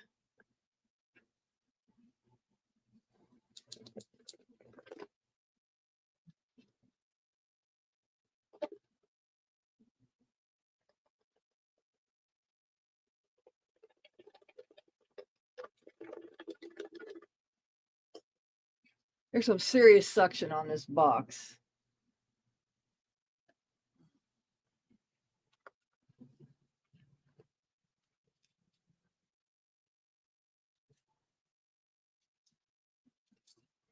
So it has its little booklet in here. What I don't like is that all their squares, get a darker one. All their squares, the instructions for it, and it also has the instructions in the book, but it's all with the doohickey doos. So I oh, it was upside down. So I never really learned how to read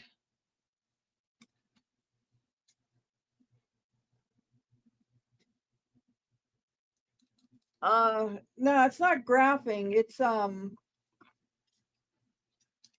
blanking on what it's called because I'm starting to get tired.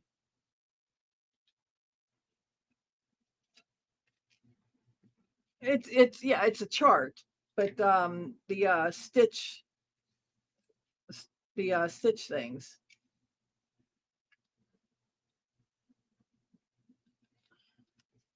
But yeah, you know what I'm trying to say. I'm just not coming up with the right word, but yeah, I never learned the symbols. I never learned the symbols for all the different stitches.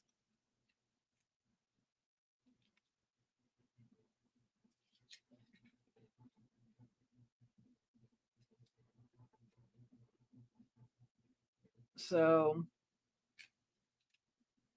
and then look at this. This writing is so tiny. I'm going to need to bust out my little magnifier. I have I picked it up at one of the stores near me. It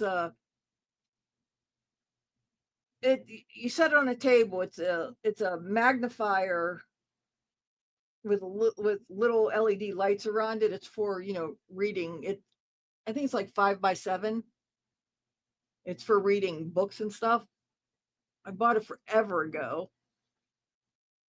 Who knew that I was going to end up needing it because of this little fucking thing? But anyway, yeah, I never learned how to read the stitch symbols. So I'm gonna have to learn how to read those little things to be able to really fully utilize this. And that's not really a bad thing.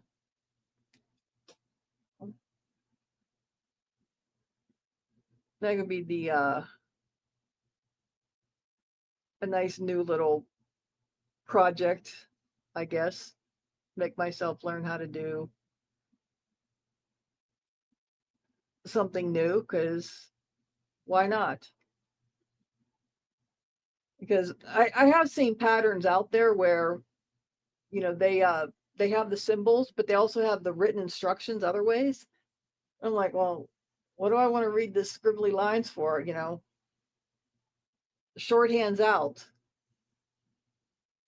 You know, nobody does shorthand anymore. And then in comes the granny square card deck, crochet shorthand.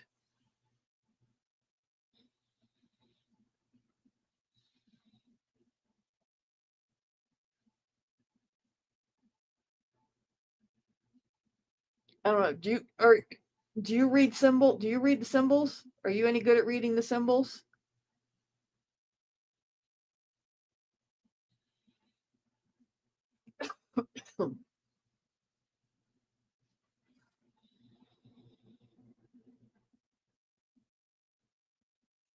Oh, I see my icon disappeared again. Oh, okay. So you don't know the symbols either then. Okay. Well, good. I don't feel so bad.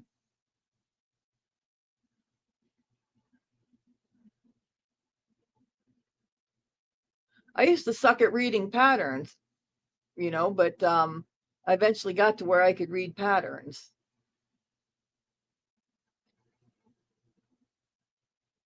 You know, because not everything has a video. Yeah, I like videos too. I've learned to do a lot of nice stitches from videos, especially ones that are in foreign languages.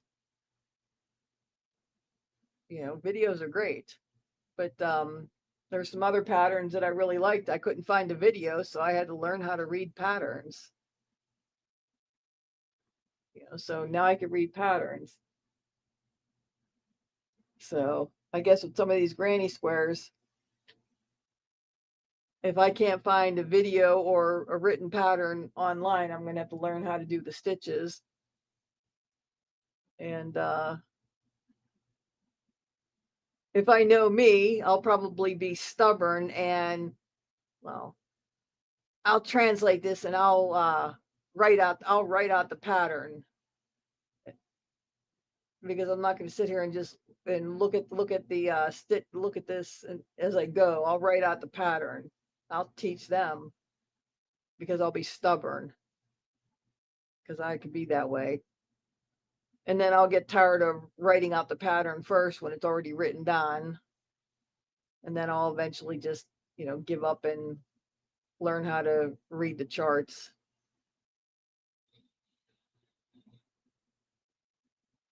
You know, 5 years later,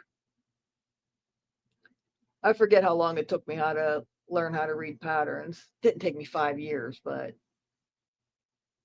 you know, but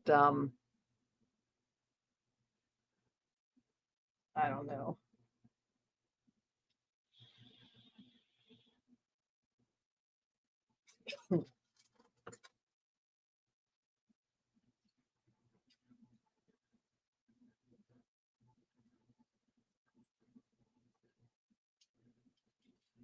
This is my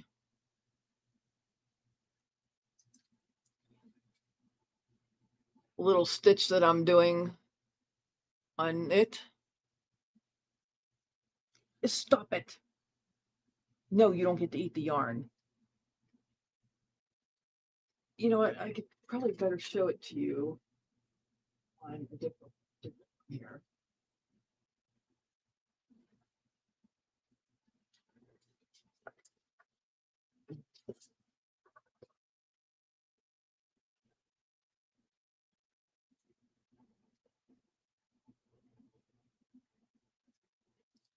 Okay. This is regular rib. This is regular. This is regular knit purl rib stitch.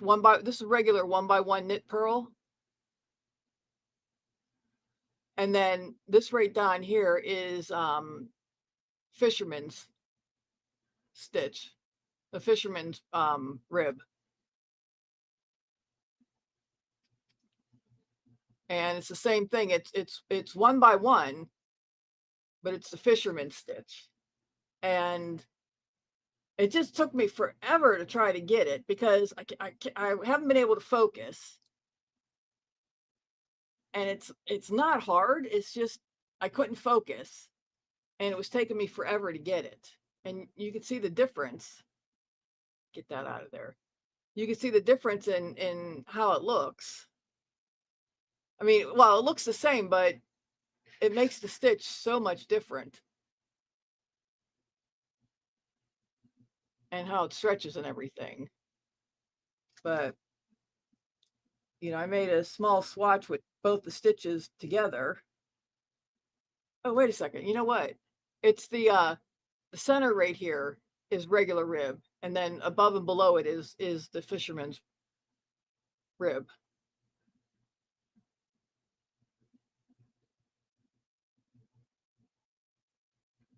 I don't know. Are you able to see the difference?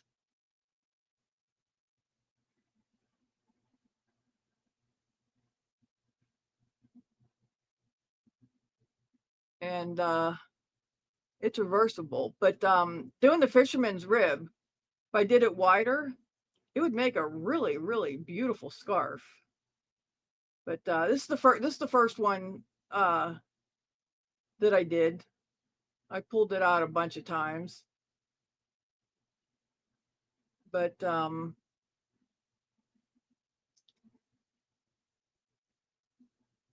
it just takes some getting used to.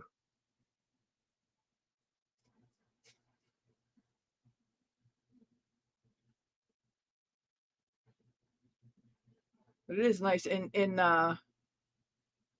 you can feel it is so much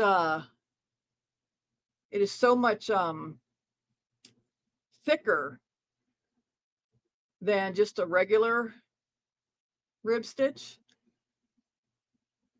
I mean, feel that, and yeah, it feels like your regular 1x1 rib, but when you feel the fisherman's rib, it feels so squeezy.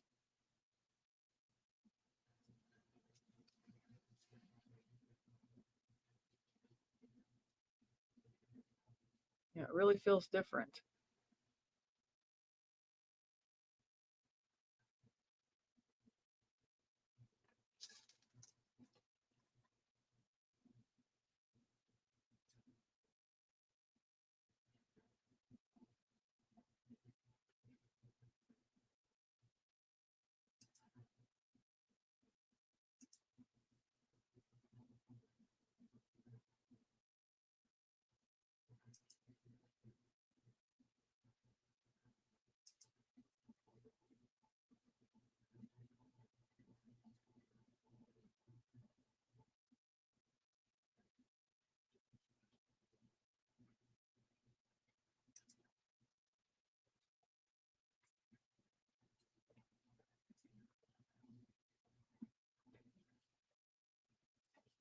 So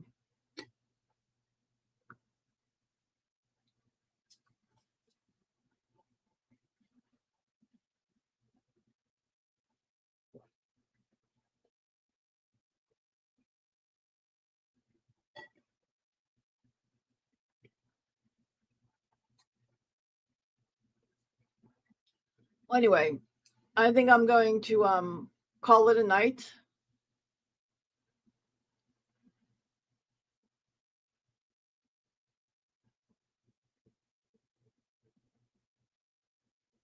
And we'll definitely be reading some more of these lawsuits just because they're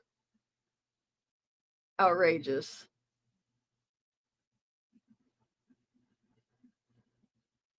So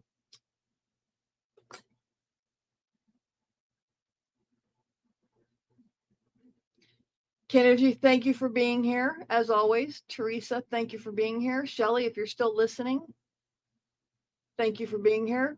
Hey, being here and listening is always appreciated. So good night, everybody. Thank you for being here.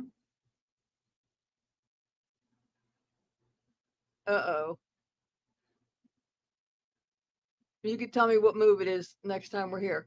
Have a good night, everybody. Thank you.